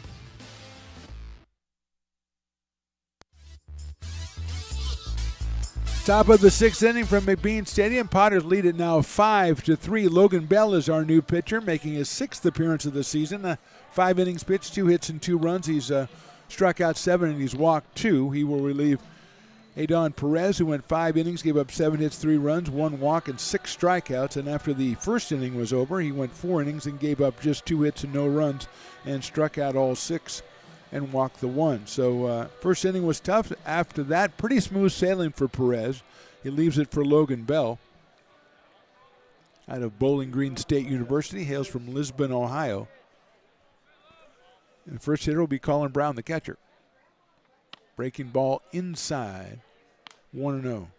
Brown singled in the first, then struck out in the third against Perez. Came in at 286.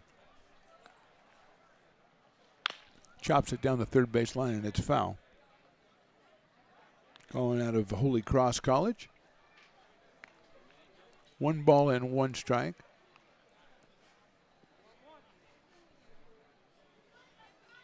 Looks like John, the intern's running interference for Piper. That's sawed up down the first base line. It's foul. It's caught beautifully by the first base coach. Tremendous play. You don't see a lot of that. Catching it on the fly at the coaching spot. That's just well done. He immediately goes to the top of the coaches' fielding rankings in the PEL. It's going to be hard to dislodge a guy, unless he makes a mistake. That's going to be hard to knock him out of that spot after he catches it. Hit it right back up the middle off the foot of Bell. He kicks it over to Tandy at third, across to first, and they did not get him at first base. What a play. Logan Bell has been watching some of that Euros, and he little back-footed over to Tandy, guns it to first base, head first slide at first by Brown for some reason, and he is safe. Which brings up the Dueling Dogs batter, Dash Carson. Except I think this might be a pinch hitter. Nope, 15. Okay, it is Dash Carson, College of Marin. I thought it was 16. Dash hitting 263 is hit into a fielder's choice and popped to short. So he is 0 for 2. If he strikes out, it'll be half off Dueling Dogs to go with half off Loomis Basin on a 2 for Tuesday. Bell's pitch is lined out to right field. Doyle giving chase. Jacob reaches up, makes the catch, thinks about throwing behind. The runner doesn't do so, probably wisely. And again, the Dueling Dogs batter disappoints us, but he did fly out, so that's important to get an out. Braden Indelicato is the hitter. Grounded to second and struck out for Braden. So he is 0 for 2 in this one. Out of Biola University, left-handed hitter, does have a home run and 3 runs batted in.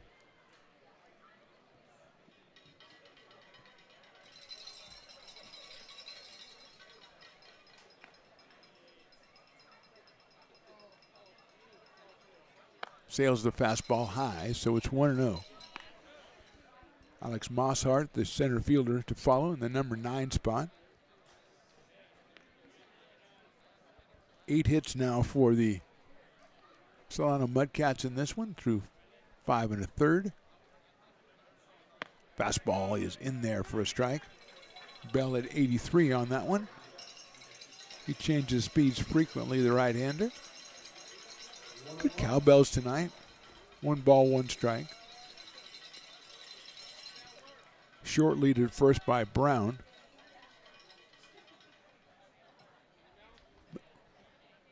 Swing and a miss, soft speed pitch, 1-2.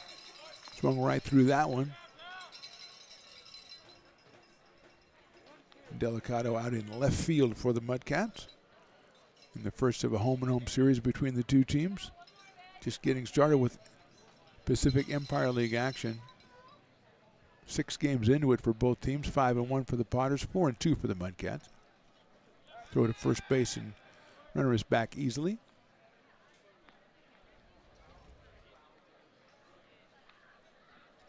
One ball, 2 strikes on the number 8 hitter in the Mudcats order, Braden Delicato. In the dirt, knocked around by Small, but going to second. Delicato's going to get there on the wild pitch, so it takes the force off, and is now 2 balls and 2 strikes on the hitter. Not much Eli Small could do about that one. Bounced in front of him. He blocked it off to the left side, but Brown was very alert and was ready to go. He's at second base now. Right behind him, the shortstop, Cade Parker. Fastball misses. 3 balls and 2 strikes. A little bit too low on that one. 3-2. After Mossart at the top of the order, Dalen Ship. So a big hitter here for Logan Bell. 3-2 pitch, swung on and missed. Going to have to throw to get that one out. Small guns it down to first. Big strikeout there. Logan's first. And with 2 outs, and then Alex Mossart is the hitter. He struck out in the second, but then singled in the 4th. So Alex is 1 for 2. Alex out of the University of Marion, which, as we discovered, was outside Bismarck or in Bismarck, North Dakota.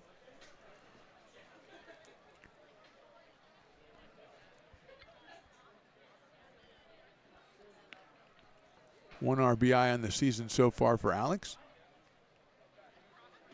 Bell's pitch off speed in there for a strike.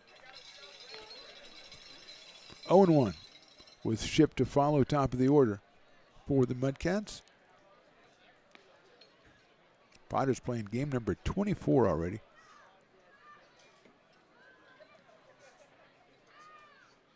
In the dirt. Small can't find it, then he finally does.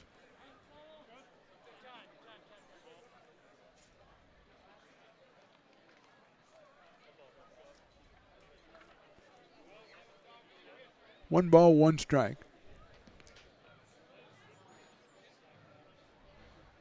Potter's playing medium deep straight away in the outfield.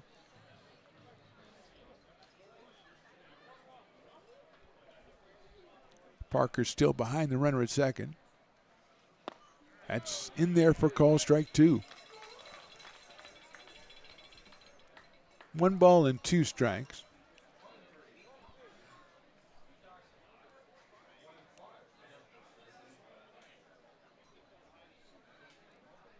One-two pitch.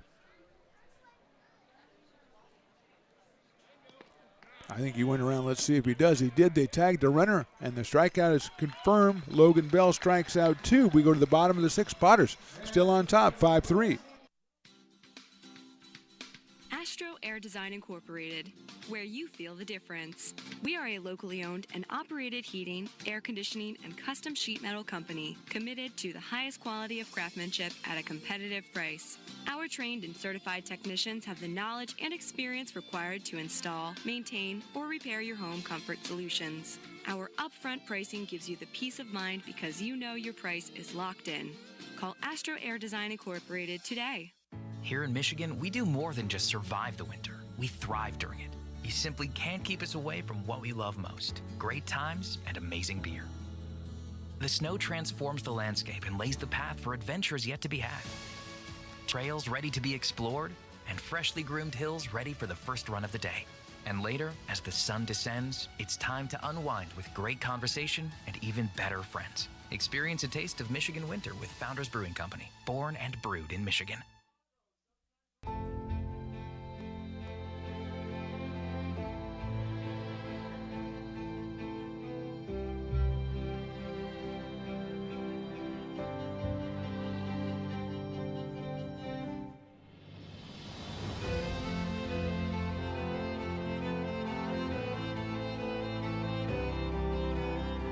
Situated on the corner of Lincoln Boulevard and 5th Street, this iconic building has been the home to several hotels over the decades, the most famous and longest running of which was the Lincoln Inn. Having undergone several renovations and architectural changes, this building is the current home of Old Town Pizza, which boasts not 1 but 2 floors for your dining enjoyment, including open-air seating on the roof. Stop in for a slice today. Or stop by the Lincoln Museum to see the 300-pound cash register that used to adorn the front desk of the Lincoln Inn. For more great history, visit the Lincoln Area Archives Museum and, by appointment only, take their free walking tour of historic downtown Lincoln. Hi, Bill Evans, President of the Placer County Association of Realtors. We're in the store, our conference facilities, an amazing team that helps keep together an amazing organization. And we thank them all. This organization can't do what it does and can't run. Bottom of the 6th inning, new pitcher number 17, Trevor Morse for the Mudcats, and the first pitch is popped up by Cole Eaton out of play. Now, Trevor Morse is a left-handed pitcher, as we can see, but it says right-handed pitcher on the roster, so we're assuming it's Trevor Morse because it is number 17 out of Coe College. But that's what we're going to go with. Eden has walked, and he has grounded to shortstop. Cole comes in at 275. Swings and misses at that one.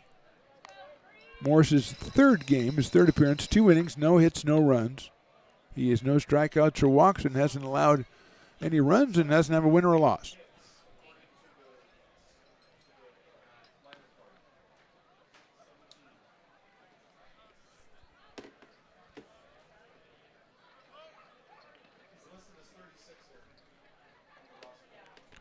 Okay, so we've got a clarification, a number change. It's Dayton Hicks is our pitcher. So Hicks was listed as 36, now he is 17. He is making just his 3rd appearance. 2 innings pitched, no hits, no run. No hits, no runs. Inside with a breaking ball. He has struck out 1 and walked 3. No wins or losses or saves, and a 0 earned run average. So basically the same stats, but another guy, and it's Dayton Hicks. He's undecided on his college commitment yet. And he's got a 2-ball, 2-strike count on Eaton. He's down a 3-ball, 2-strike count on Eaton. Cole with a home run and 18 runs batted in. And we are in the bottom of the 6th inning. Potters leading this one 5-3. 5 innings from Perez, 1 from Logan Bell. That's lined out into center field. Mossart's coming in and makes the catch. About knee-high in center field, so Eaton hits it well, but he is out on a line drive to center field for the first down. That'll bring up Luke Mancy, who's flied to center and hit it to a fielder's choice. So Luke is 0 for 2 so far in this one. He's the DH for the Potters tonight. He's batting in the number 9 spot, so that means Cade Parker will follow him.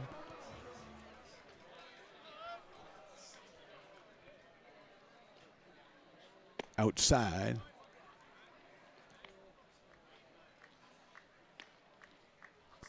1-0 on Luke at the University of New Mexico. Potters got some activity in their bullpen. Logan usually pitches just 1 inning. Fastball is in there for a strike. So not surprised to see somebody getting up out there for the Potters. 1 ball, 1 strike. Luke takes outside. 2-1.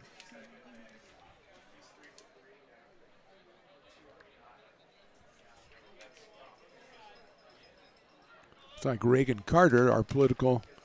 We got the debate coming up this week, so good time for that. That one's hit out to right field foul.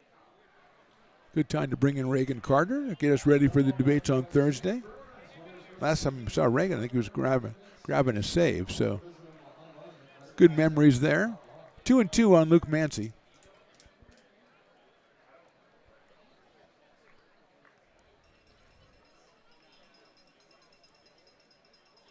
Outside, 3-2.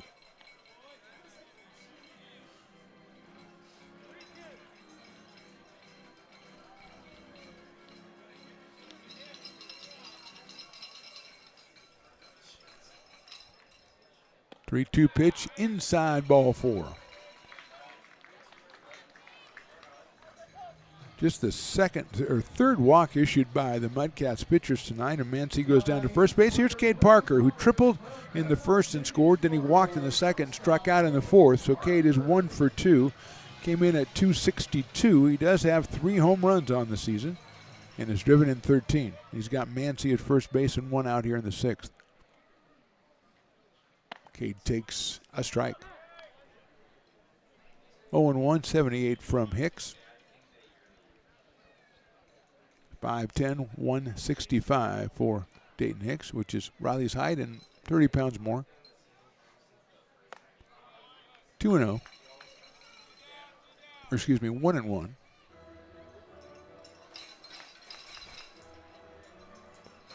Mancy leading at first. Peyton Brennan on deck. That is call strike 2.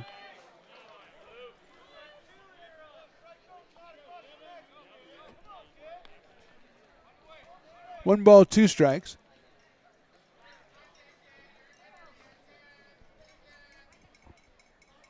That one is call strike 3. Parker's out on strikes. First strikeout for Hicks. And with 2 outs and a runner on, it'll bring up Peyton Brennan, who's singled twice and struck out in the 4th. Drove in a run, scored a run back in the 1st. Making his return to Potterville. The Rockland product out of UCLA. Swings and misses, or actually fouls off a breaking ball, so it's 0-1 to Peyton.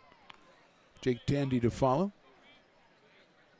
Both teams scored 3 times in the first inning, then the Potters scored once in the 4th and once in the 5th, as they currently lead at 5-3. Their breaking ball misses inside.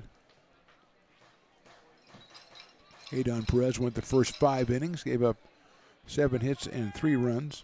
Logan Bell pitched the 6th and struck out 2 in a scoreless inning. Brennan hits it sharply into right field. That's a base hit. So he's got his 3rd hit of the day, and staying at second base is Luke Mancy as the throw comes in from Shipp in right field. So Peyton is 3 for 4, and that'll bring up Jake Tandy, who's grounded out twice and singled to right. So he is 1 for 3. Out of UOP in West Sacramento, California, Mr. Jake Tandy.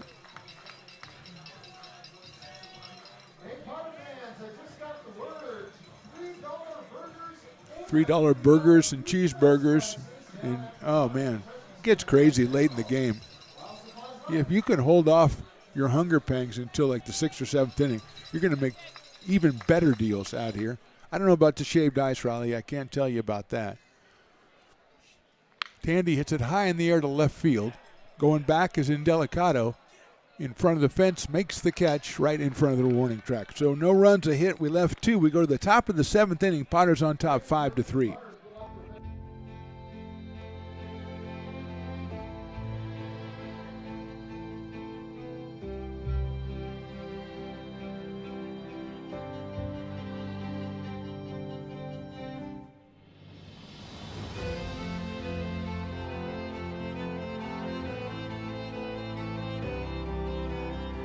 Situated on the corner of Lincoln Boulevard and 5th Street, this iconic building has been the home to several hotels over the decades, the most famous and longest running of which was the Lincoln Inn.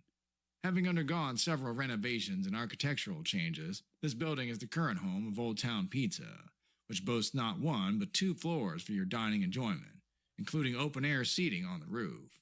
Stop in for a slice today. Or stop by the Lincoln Museum to see the 300-pound cash register that used to adorn the front desk of the Lincoln Inn.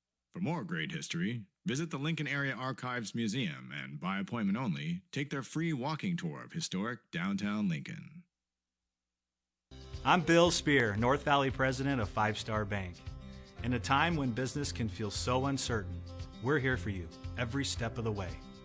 I know they have a lot of bells and whistles within their bank, but just the relationship piece here locally on the business side is huge for us. 5 Star treats us like we're number 1. They're right there with suggestions, with help. So I have to bank with people that have our mission in mind. We're 5 Star Bank. How can we help you?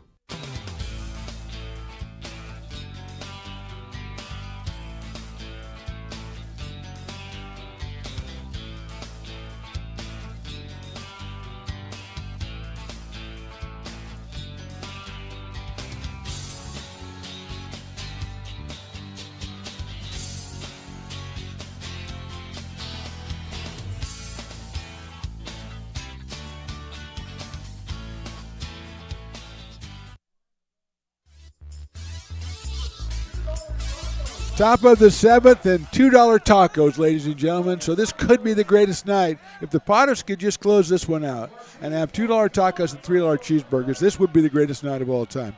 Reagan Carter comes into the game for the Potters, making his 3rd appearance of the season. 2 innings pitched, 2 hits, 1 run. He does have a big save. He struck out 2 and walked none. So Carter, the right-hander, is going to take on the top of the order. That's Dalen Shipp starting us off. That's high in the air, right center field. Doyle moving over. Same with Eaton. Cole's going to take charge, and he's got it in right center field for the first out. Shipp had been 1 for 3. It scored a run back in the first inning. Reagan out of Fulshear, Texas, in UOP.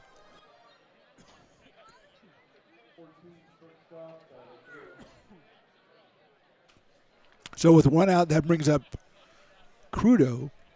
Tyler Crudo, who took over at shortstop for Mason Sayer back in the 4th inning. He grounded the pitcher his only time. As I'm choked up because I'm waiting for my quesadilla. That hobby's making me perfect, specially made. Willie's going for the tacos. I went for the quesadilla. Riley, I don't know what you went for. You went for something, didn't you? He doesn't know. He'll take whatever comes up here. Outside for a ball. 2-0. $2 tacos. I hope Willie told everybody, personally sent them an email on their phones about $2 tacos. 2-0 pitches on the inside corner for a strike. Carter at 88 miles an hour. Preston Freeman to come next, the number 3 hitter in the order for the Mudcats, as my voice just goes away. A lot of games over a lot of nights, Riley. That's all I can tell you. Inside for a ball. We had 6 games in 6 nights. Very crazy. We had a great series. We had the Crabs come in. We had the Rogues come in. It was amazing. And now we got the Mudcats. a really good ball club. In a really good game, 5-3, top of the 7th. Fastball on the corner for a strike. So that runs the count full at 3 balls and 2 strikes. Don't mess with my wobble, my Piper wobble, or whatever that thing is. Line drive left center field. Eaton's moving over, still moving over. He won't get there. Bounces in front of Cole, so it's a solid single for Crudo. His first hit. Hit number 9 in the game for the Mudcats. And Preston Freeman, who has 2 of those 9 hits, will be the next hitter. He doubled in the first, drove in a run, singled in the third, and then flied to left in the 5th.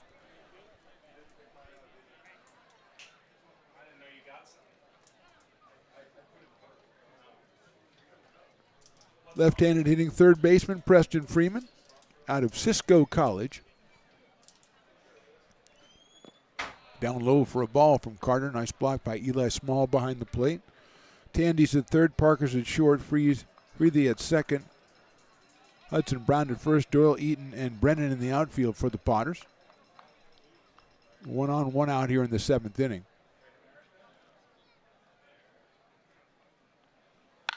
High fly ball, center field. Eaton calling it, moving into left center, makes the catch. So 2 outs now. Going back to first is Crudo. And he'll bring up Connor Ross, a dangerous hitter with a pair of home runs this summer and 17 runs batted in after he picked up 1 in the first inning. He also reached on an error in the 3rd and walked in the 5th. So Connor, the DH, has been on base all 3 times. Comes to us out of Cal Baptist University. A little bigger lead at first by Crudo. The pitch is lined down the left field line. That is a fair ball.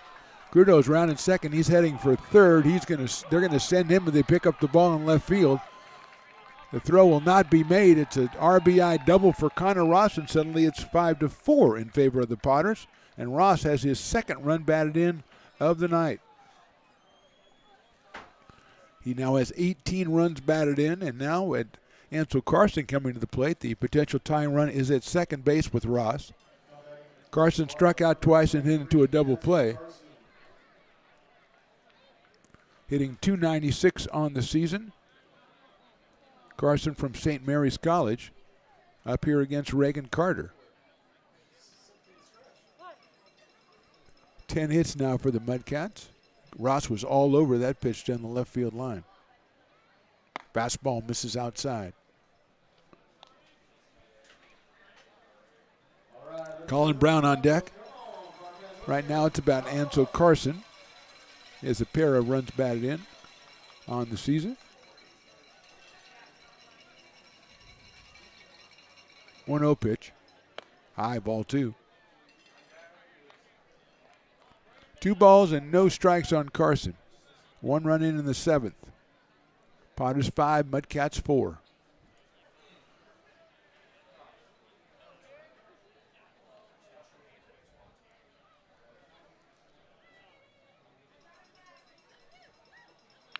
Fouled off. 2 balls and 1 strike. Eli Small looks around for that one. Ends up over in the on-deck circle with Colin Brown. Umpire's going to give Eli a chance. That one might have glanced off the mask a little bit. So he talks it over with Carson. Thanks, Ump, for giving me the break, he says. And now we're ready to go at 2 balls and 1 strike. Potters in the bottom of the 7th. They'll have Hudson Brown, Jacob Doyle, and J.R. Freethy. Their first 3 hitters. I see some fans taking advantage of those $2 tacos. Well done, fans. 2-1 pitch sails high and outside, and it goes back to the backstop and going to third is the tying run in Connor Ross.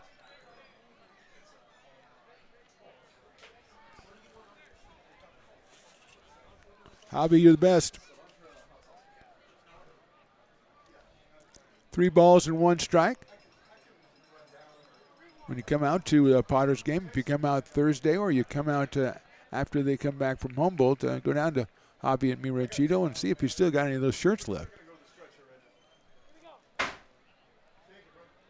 3 balls and 1 strike. Fastball is in there, strike 2. That one to 89 from Carter.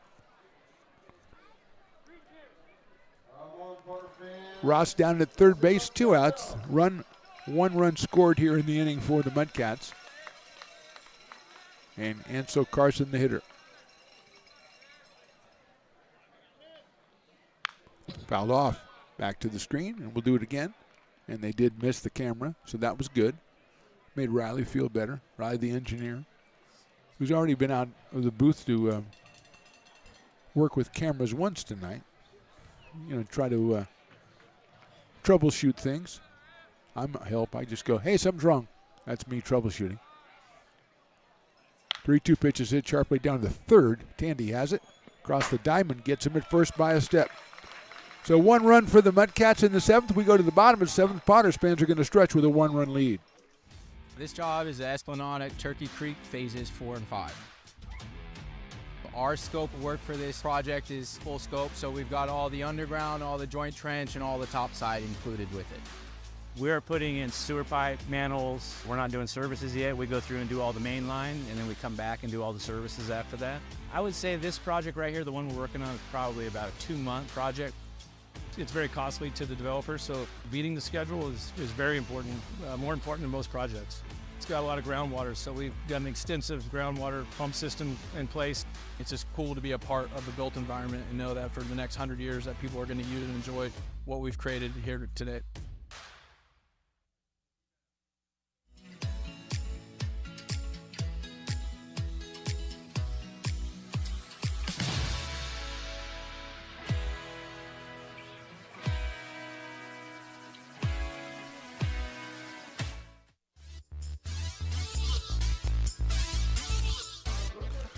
Willie just pointed out that it's 2 for Tuesday. Did not say there's $2 tacos. What's wrong with him? Come on, Willie, learn your job over there. Dayton Hicks, the 3rd pitcher for the Mudcats, will be coming out for his 2nd inning. Beloyan started and went 3 innings, then Richardson went 2. And now left-hander Dayton Hicks will face Hudson Brown, Jacob Doyle, and J.R. Freethy.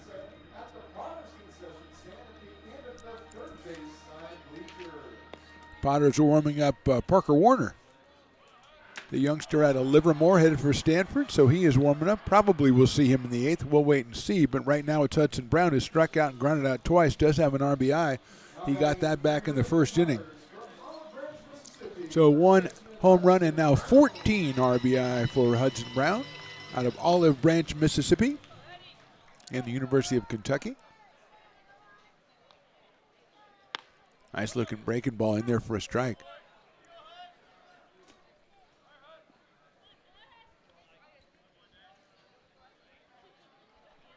Potters being out hit 10-7 in this game. Brown takes outside.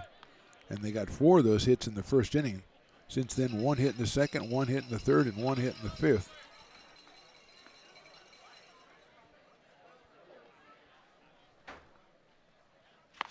That one is in there for a strike again. 1-2 now. Just about ready to resolve that 50-50 with Whitney baseball, Whitney Wildcats baseball. Looks like the Mudcats have got somebody up as the ball comes out of the Potters bullpen. Yeah, they've got a right-hander throwing down there. This is the 2nd inning for Dayton Hicks, the 3rd pitcher. 1-2 coming up to Hudson Brown. It's outside. 2-2.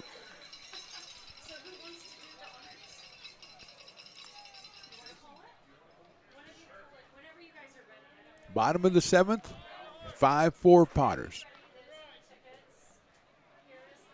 Swing and a miss. Brown's down on strikes for the first out here in the 7th, and that will bring up Jacob Doyle, who has singled, struck out, and flied to right.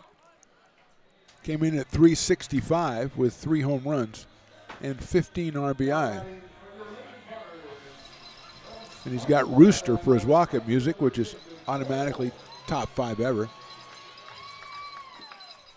Trying to get a number on the Mudcats reliever, but he keeps hiding down there. He doesn't want Riley to figure out who he is. Doyle takes inside corner, call strike.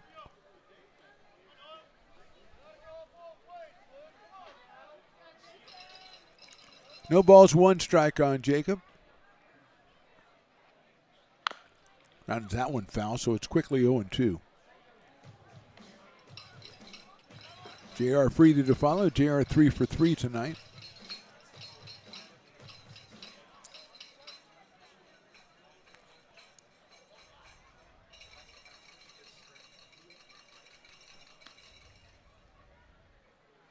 Outside for a ball. 1-2.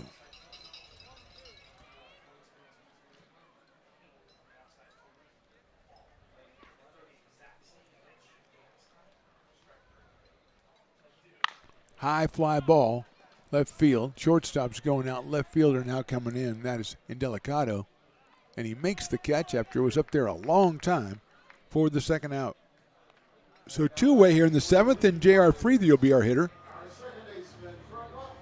The switch hitter will move over to the right side to bat against the left-hander Dayton Hicks. He singled in a run in the first, he doubled in the third, and he singled in a run again in the fifth. That run in the fifth is the fifth run. It's the margin of, well, not victory yet, but it's the margin by which the Potters lead this one. And he takes a strike on the first pitch. JR came in at 273 with 2 runs batted in. He now has 4. Breaking ball is in there for a strike. So Hick being very efficient here in the 7th inning. And he's quickly ahead of JR Freely, 0-2.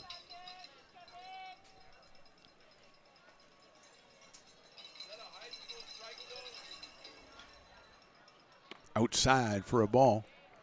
It's where Colin Brown set up. That's exactly where Hicks put the ball. 1-2.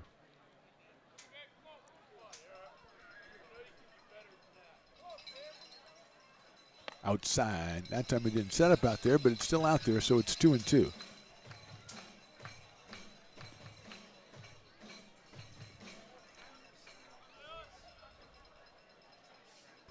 Two balls, 2 strikes, 2 outs here in the 7th. Freely waits. Hits it into center field. That's going to hang up, I think, for Mossart.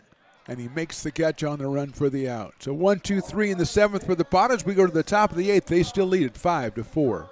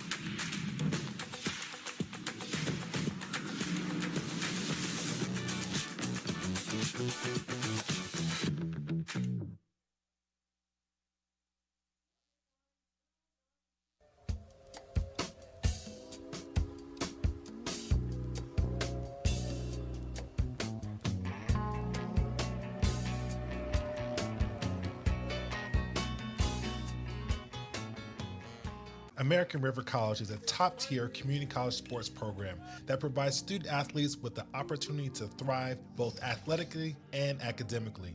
ARC Athletics is currently ranked 5th in the state and 2nd in Northern California.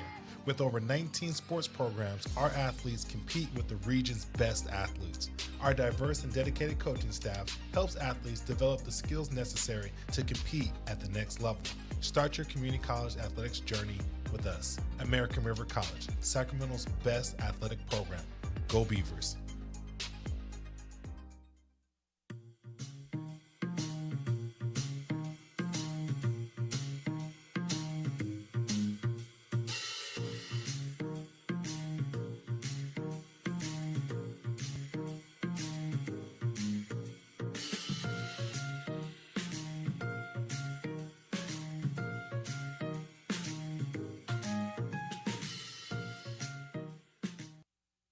When it comes to your home's maintenance and repairs, Jeffers Resource Group has you covered.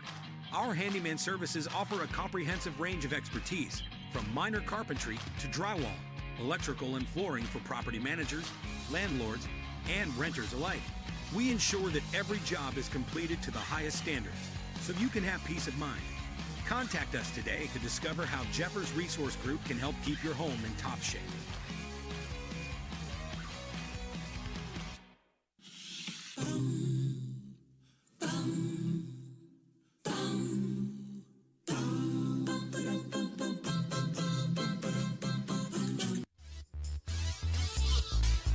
Top of the 8th inning, Potters lead this one 5-4. It'll be Parker Warner on the hill, the youngster out of Livermore, California, headed to Stanford University. Will face Colin Brown, then Dash Carson, and Braden Indelicato. 6, 7, and 8 in the Mudcats order. Solano with 10 hits in the game, just 4 runs.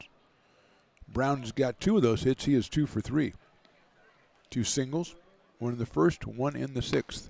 He takes a fastball in the inside corner. Warner got it up around 92 last time we saw him. That one 89. Brown came in at 286. Lines that one right back up the middle into center field for his 3rd hit of the night and the 11th hit for the Mudcats. And right away in the 8th inning, the Mudcats are in business with Dash Carson coming to the plate. He is sent into a fielder's choice, popped to short, and flied to right. So Dash is 0 for 3. The second baseman out of College of Marin. See if the Mudcats employed the sacrifice here, down 1. Tandy doesn't think so at 3rd. Breaking ball, beautiful pitch in there for a strike. He showed no inclination, so 0-1 on Carson. He's followed by Indelicato and Mosshart.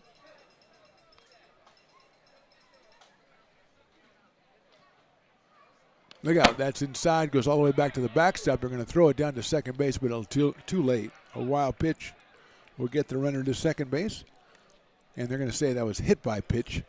So no stolen base, no wild pitch. Hit by a pitch, going to first base is Carson. So Brown at second, Carson at first, nobody out, and Indelicato is the hitter. He struck out twice and grounded to second. Braden starting at 250. I would definitely think that the sacrifice would possibly be in play here. Mossart to follow, and then the top of the order, Dale and Chip.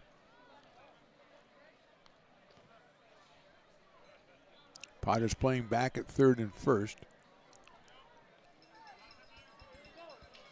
And Indelicato out of Biola University.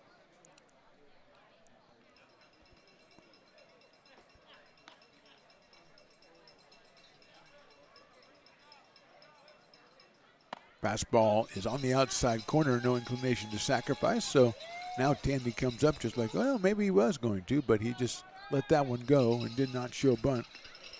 So it's 0-1 on Braden.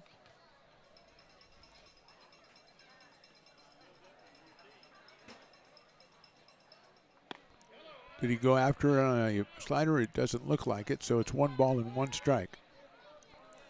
Nice pitch by Warner, ended up at the back foot of Indelicato. Almost got him to go for it. We're in the top of the 8th here from McBean Stadium. Fastball swung on and missed. Threw that one right by him. Potters lead this one 5-4, but Mudcats got something going here with 1st and 2nd and nobody out. The hitter is Braden Indelicato. He's got a 1 ball, 2 strike count. Potters medium deep in center and left and deep in right with Doyle. Fastball, or took something off that one. Fooled him and fooled me as well, and gets the strikeout. So 1 out now here in the 8th, and that'll bring up Alex Mosshart, the center fielder. Well, we got the coaches coming out, so we might have a pinch hitter here in the Mosshart with a couple strikeouts and a single in this one. He's 1 for 3. And the runner at first is going to go down to second, and they're going to switch spots. No, I'm just kidding.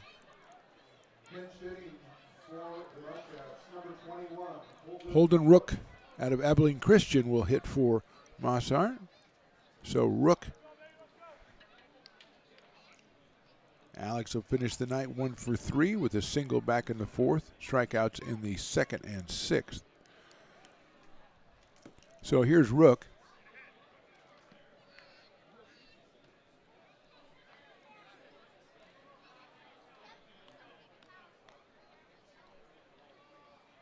First pitch is a fastball in there for a strike.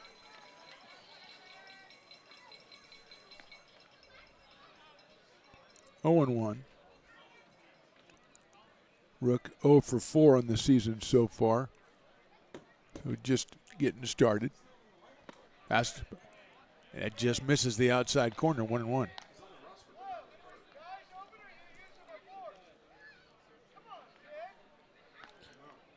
Appearing in his third game, his fifth at bat.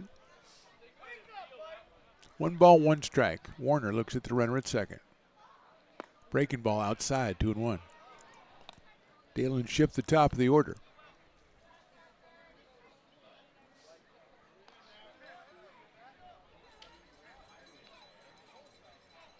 Two balls, 1 strike. That's fouled away, so it's 2-2 on Rook, the pinch hitter. Brown at second, Carson over at first. Potters lead at 5-4.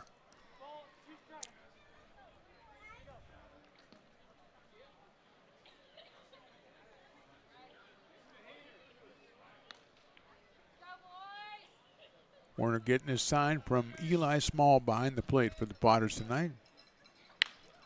Little blooper out to second base. It's going to be an infield fly, I think, and the batter is out.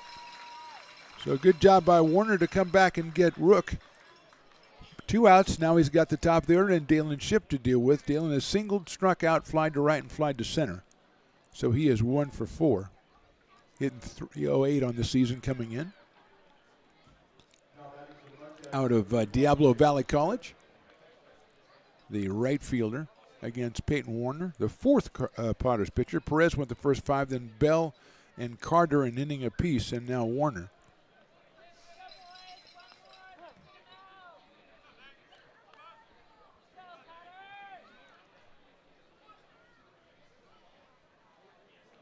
Breaking ball settles in for a strike. Nice pitch by Warner. Gets ahead in the count 0-1 on Shipp. Tyler Crudo, the shortstop, on deck.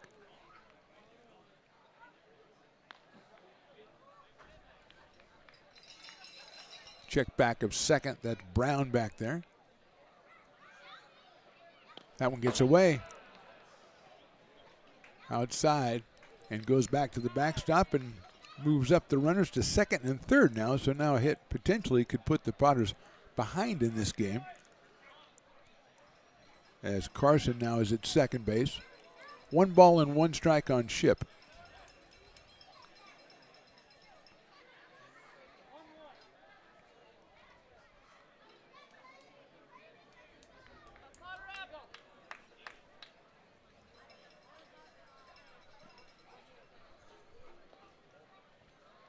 Fastball's outside.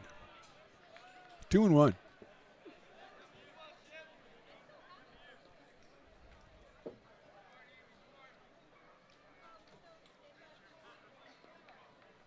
Two balls, 1 strike on Shipp.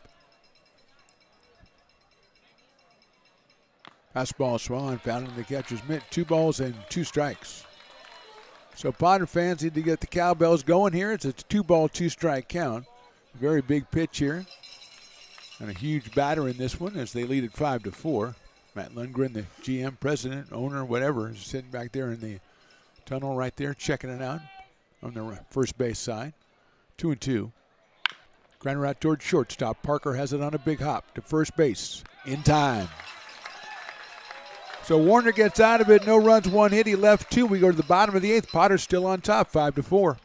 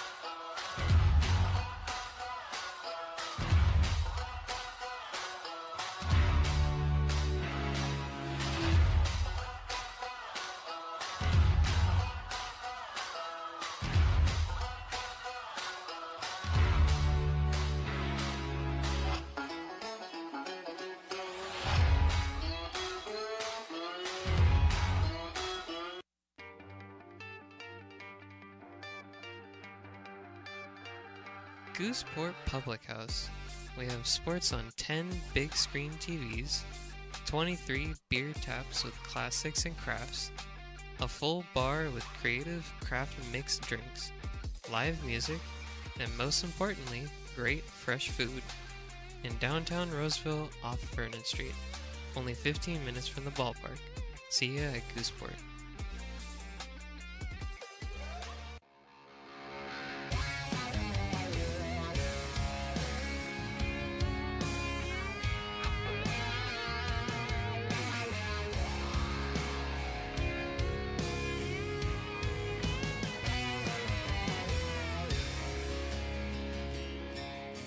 Old man knocked on my front door with my teenage boy and a couple more from up the road.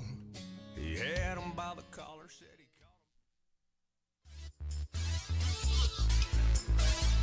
Bottom of inning number 8, Potters lead at 5-4. Everett Johnson is the new pitcher. 6'3", 210 out of UC Davis. He is not in the stats as haven't pitched yet this year, so we're going to say this is his first time, and he's out on the mound. He will face Eli Small, Cole Eaton, and Luke Mancy, the 7, 8, and 9 hitters for your Lincoln Potters.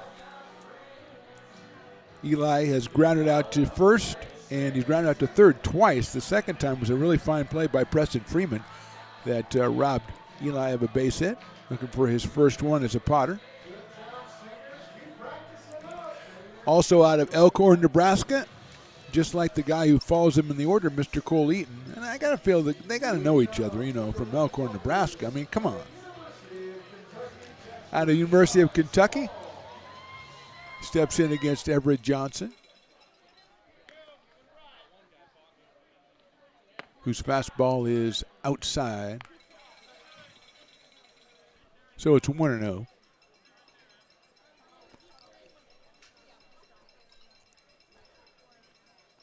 Hits that one well into right center field. That's down for his first hit.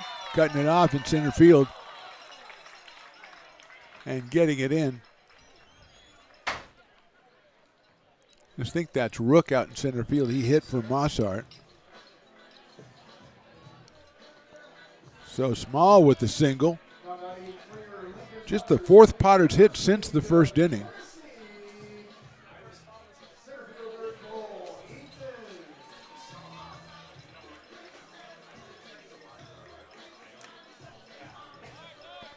So here's Cole Eaton. He's grounded to short, he's walked, and he's flied to center. So he is 0 for 2 in this one. He's got Small at first base to start off the bottom of the 8th. Potters obviously would relish getting a couple of more runs, or at least one more run here to go into the top of the 9th as they're going to face the heart of the Mudcats order. That's a little chopper back to the pitcher, to second for 1, to first. That is a double play, 1-4-3. So quickly, 2 outs here in the 8th inning. And that'll bring up Luke Mancy. Good job by Johnson. You can tell he's listed as an infielder. He sure looked like one there. He got that ball and turned and gunned it to second very quickly, giving him a chance to double up Eaton at first base. So here's Luke Mancy. He's flied to center. He's reached on a fielder's choice, and he's walked.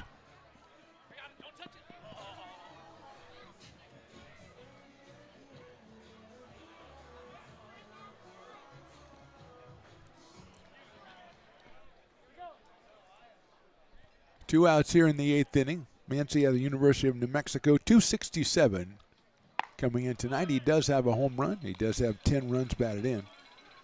Hitting the number 9 spot is the DH with Cade Parker to follow.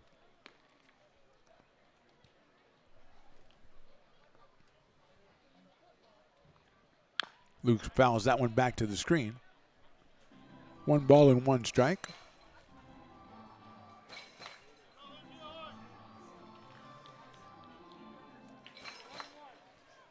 Potters warming up another pitcher, so looks like they will bring in another pitcher to close this one out.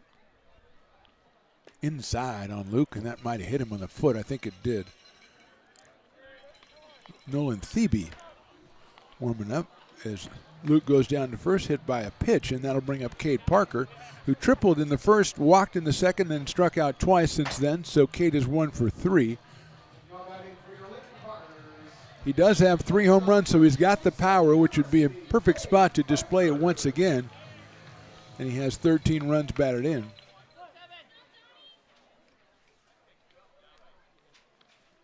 Inside corner for a strike.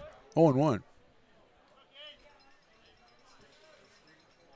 Parker did not agree with the call third strike that got him back in the 6th inning, and he probably wasn't too happy about that one on the inside corner right there. It was a good pitch by Johnson. Hits it sharply down the third. Nice job by Freeman across the diamond, and he gets him at first for the out. So the Potters go quietly in the bottom of the 8th. We'll go to the 9th. Potters lead this one 5-4.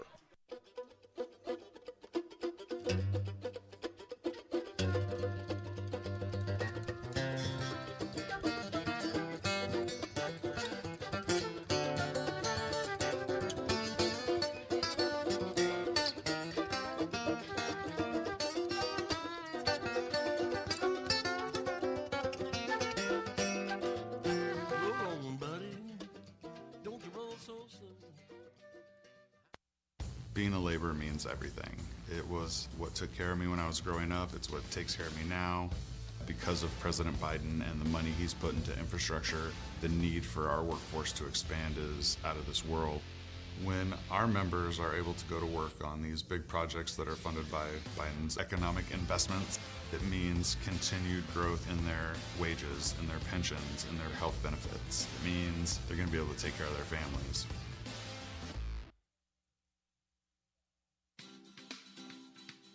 Astro Air Design Incorporated, where you feel the difference. We are a locally owned and operated heating, air conditioning, and custom sheet metal company committed to the highest quality of craftsmanship at a competitive price. Our trained and certified technicians have the knowledge and experience required to install, maintain, or repair your home comfort solutions. Our upfront pricing gives you the peace of mind because you know your price is locked in.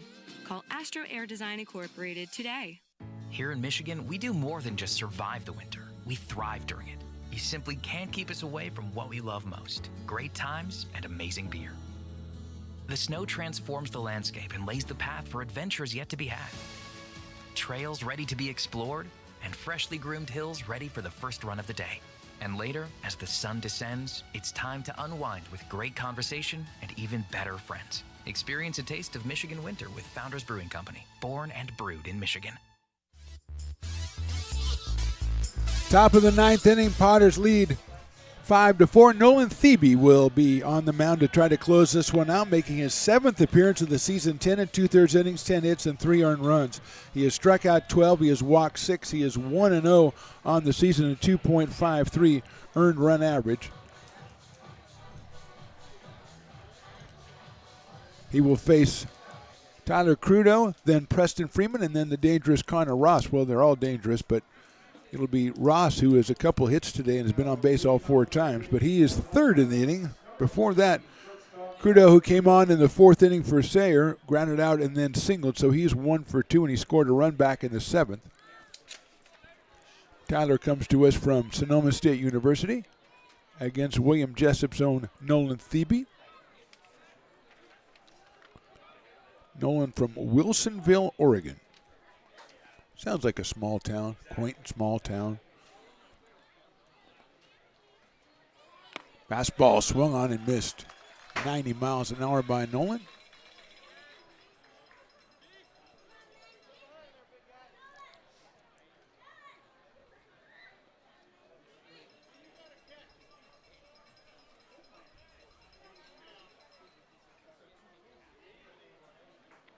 Fastball misses outside, 1-1. 1 ball and 1 strike. Crowd has been with it all night long, and now it's time to start yelling at the umpire in the 9th inning. I like that. That's the American way, and I love it. Thebe 12 strikeouts, 6 walks in 10 2/3 innings.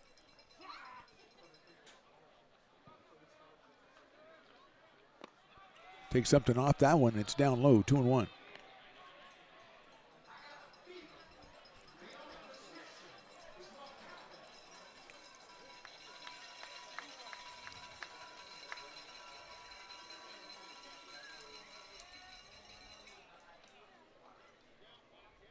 Two balls, 1 strike. Swing and a miss. 2-2. 91 on that one from Nolan.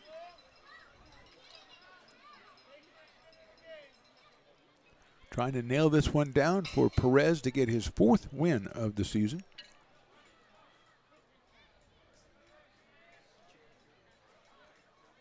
Two balls, 2 strikes. Strike 3. Starts off with the strikeout of Crudo. First out is in the books, and now Preston Freeman, who has doubled, singled, flied to left, and flied to center. So the third baseman out of Cisco College, 2 for 4 in this one, hitting .390 coming in. He has 7 runs batted in, picked up RBI number 8 back in the first inning when he doubled. He'll step in here against Thebe.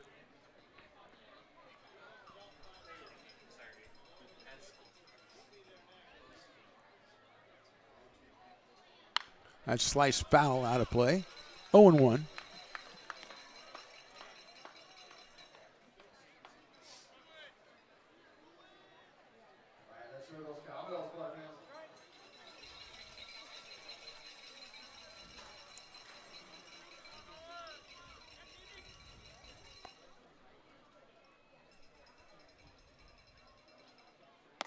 That is right down the middle, strike 2. At 91 from Nolan.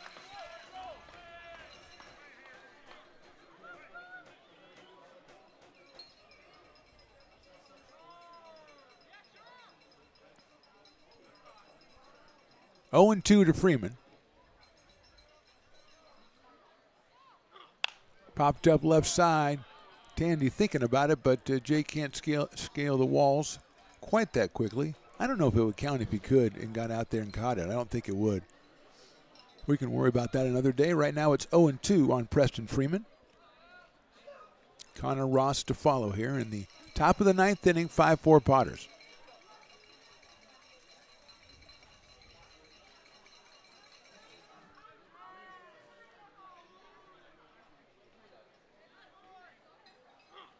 Line drive right back up the middle. Cut off at shortstop by Parker. He's going to have to hurry, and he does. Gets him at first by a step. Looks like it was hit a little harder than it was. Up the middle. Parker right in front of it. 2 outs quickly, but here's the dangerous Connor Ross, who singled in a run in the first, reached on an error in the 3rd, walked in the 5th, and doubled in a run in the 7th. So he is 2 for 3 and has 2 runs batted in. Connor out of Cal Baptist University, 6 foot 190. Eli Small stretching it out behind the plate, trying to get this 27th out here and get the Potters off to a 6-1 start in Pacific Empire League play before they take on the same Solano Mudcat team tomorrow at Solano. Ross at .378 coming in. He's 2 for 3 tonight.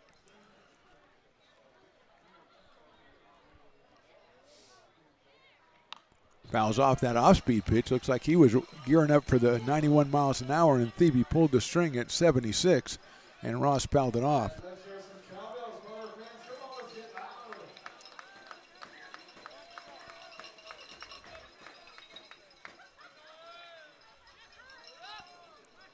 Oh and 1 now to Ross.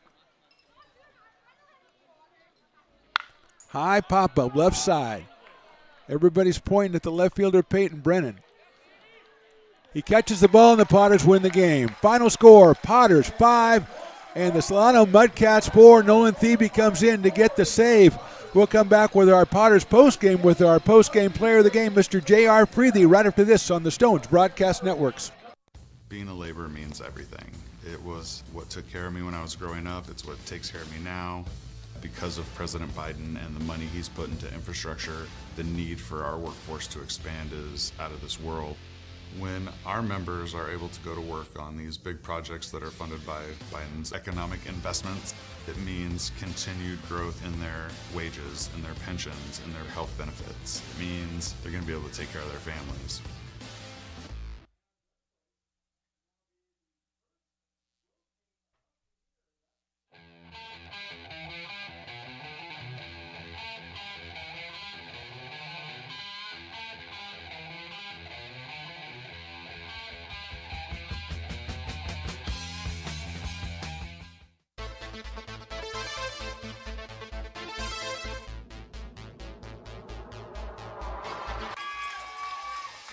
Pass flung on and missed. He got him on strikes at 86, the off-speeder. Bruno strikes out the side. Potters get the win 8-5. Sanchez 1-on-4. She gets it back, trying to get it back to Gallegos. What a spin move. Her shot is blocked. She has it controlled, puts in the goal. Witt trying to set it. She sets it over for Molly Harrison, pokes it over. Short set for Barrios, and her slam goes out of play. He's going to look that way. Now he's going to duck down the middle. He's got a guy wide open at the 18 kidder. That's Robert Freeman, and Robert's trying to make a couple of moves. He comes back to the 15, comes down to the 10. He gets a block to the 5. Funny, but I wanted to ask you about that because I remember you doing that show, and you kind of go ahead. You want to. That's our new show. Really nice. Yeah, Beneath One Fern is what we call the show. Between Alternate. a flower. Yes. Well, we're working on we're workshopping the title.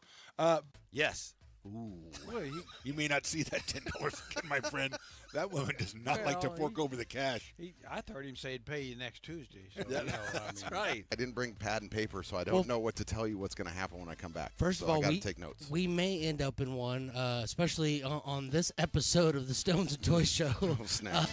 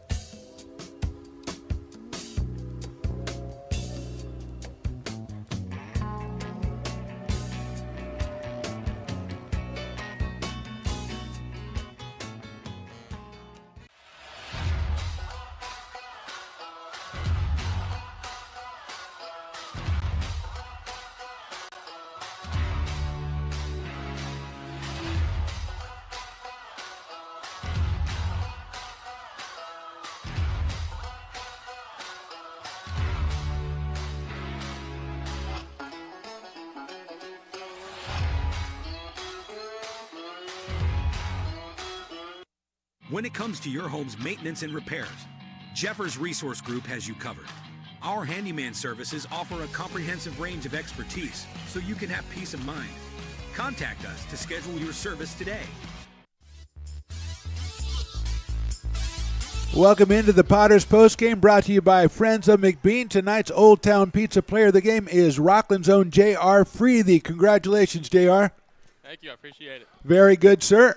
I want to say you guys started off with 5 straight wins. Then you lost a game on Sunday to Medford. So how nice is it to bounce back with a big win tonight? It's always good to bounce back. First game of the week. I think it shows a lot about the team's character. Don't let one loss affect you. It's always good to see.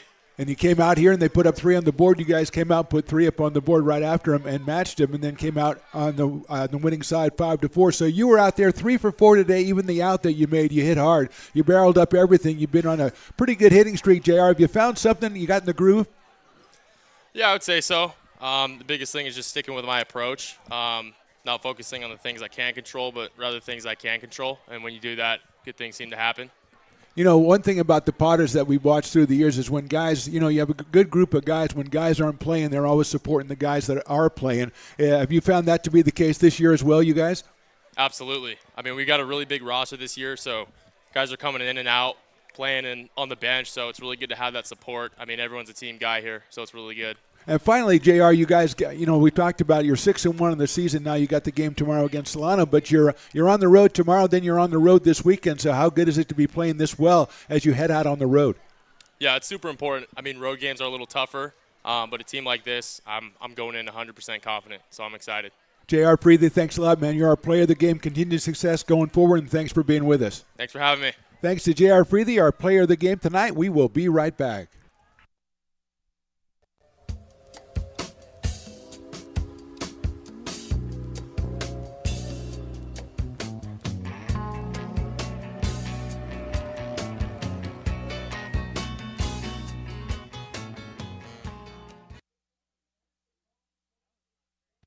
Being a laborer means everything. It was what took care of me when I was growing up. It's what takes care of me now. Because of President Biden and the money he's put into infrastructure, the need for our workforce to expand is out of this world. When our members are able to go to work on these big projects that are funded by Biden's economic investments, it means continued growth in their wages, in their pensions, in their health benefits. It means they're going to be able to take care of their families. Welcome back to the Potters postgame, brought to you by Friends of McBean. They are coming together to try to get a new scoreboard for McBean Stadium. There's a QR code on your screen. Please scan it. You can donate. You can help. We need that new scoreboard. We are looking good out here this season, but all we need to really get it over the top is that new scoreboard. Thanks to our Old Town Pizza player of the game, J.R. Freethy, 3 for 4 in this one. He drove in 2 runs. Also, Peyton Brennan made his a debut of the season. He was 3 for 4 as well. He's your Raising Cane's player of the game, and we've got to give it up for Nolan Thebe, closed it out, but the Potters pitching staff, Perez came out. Perez got his 4th win of the season. He had a rough first inning, 3 runs on 5 hits, and the rest of the game, just 1 run on 6 hits given up by Bell, Carter, Warner, and Thebe. So great job by the Potters. They notched this league win. They moved to 6-1 before tomorrow when they go down to play Solano on the road. Then on Thursday, they are back to play AE Express. So that's a non-league game. We will be here at 6:35 for the first pitch on that one, and then the Potters go on the road to Humboldt over the weekend. So great win for the Potters tonight. Our final score, Potters 5 and the Mudcats 4 for Mark the Phantom Lowe, for Riley the engineer, Willie Preston, Lauren the intern, Carson the intern, all the other interns that were over there, and the great Jordan Jordan, who is also here today. We say thank you for watching. We'll talk to you next time.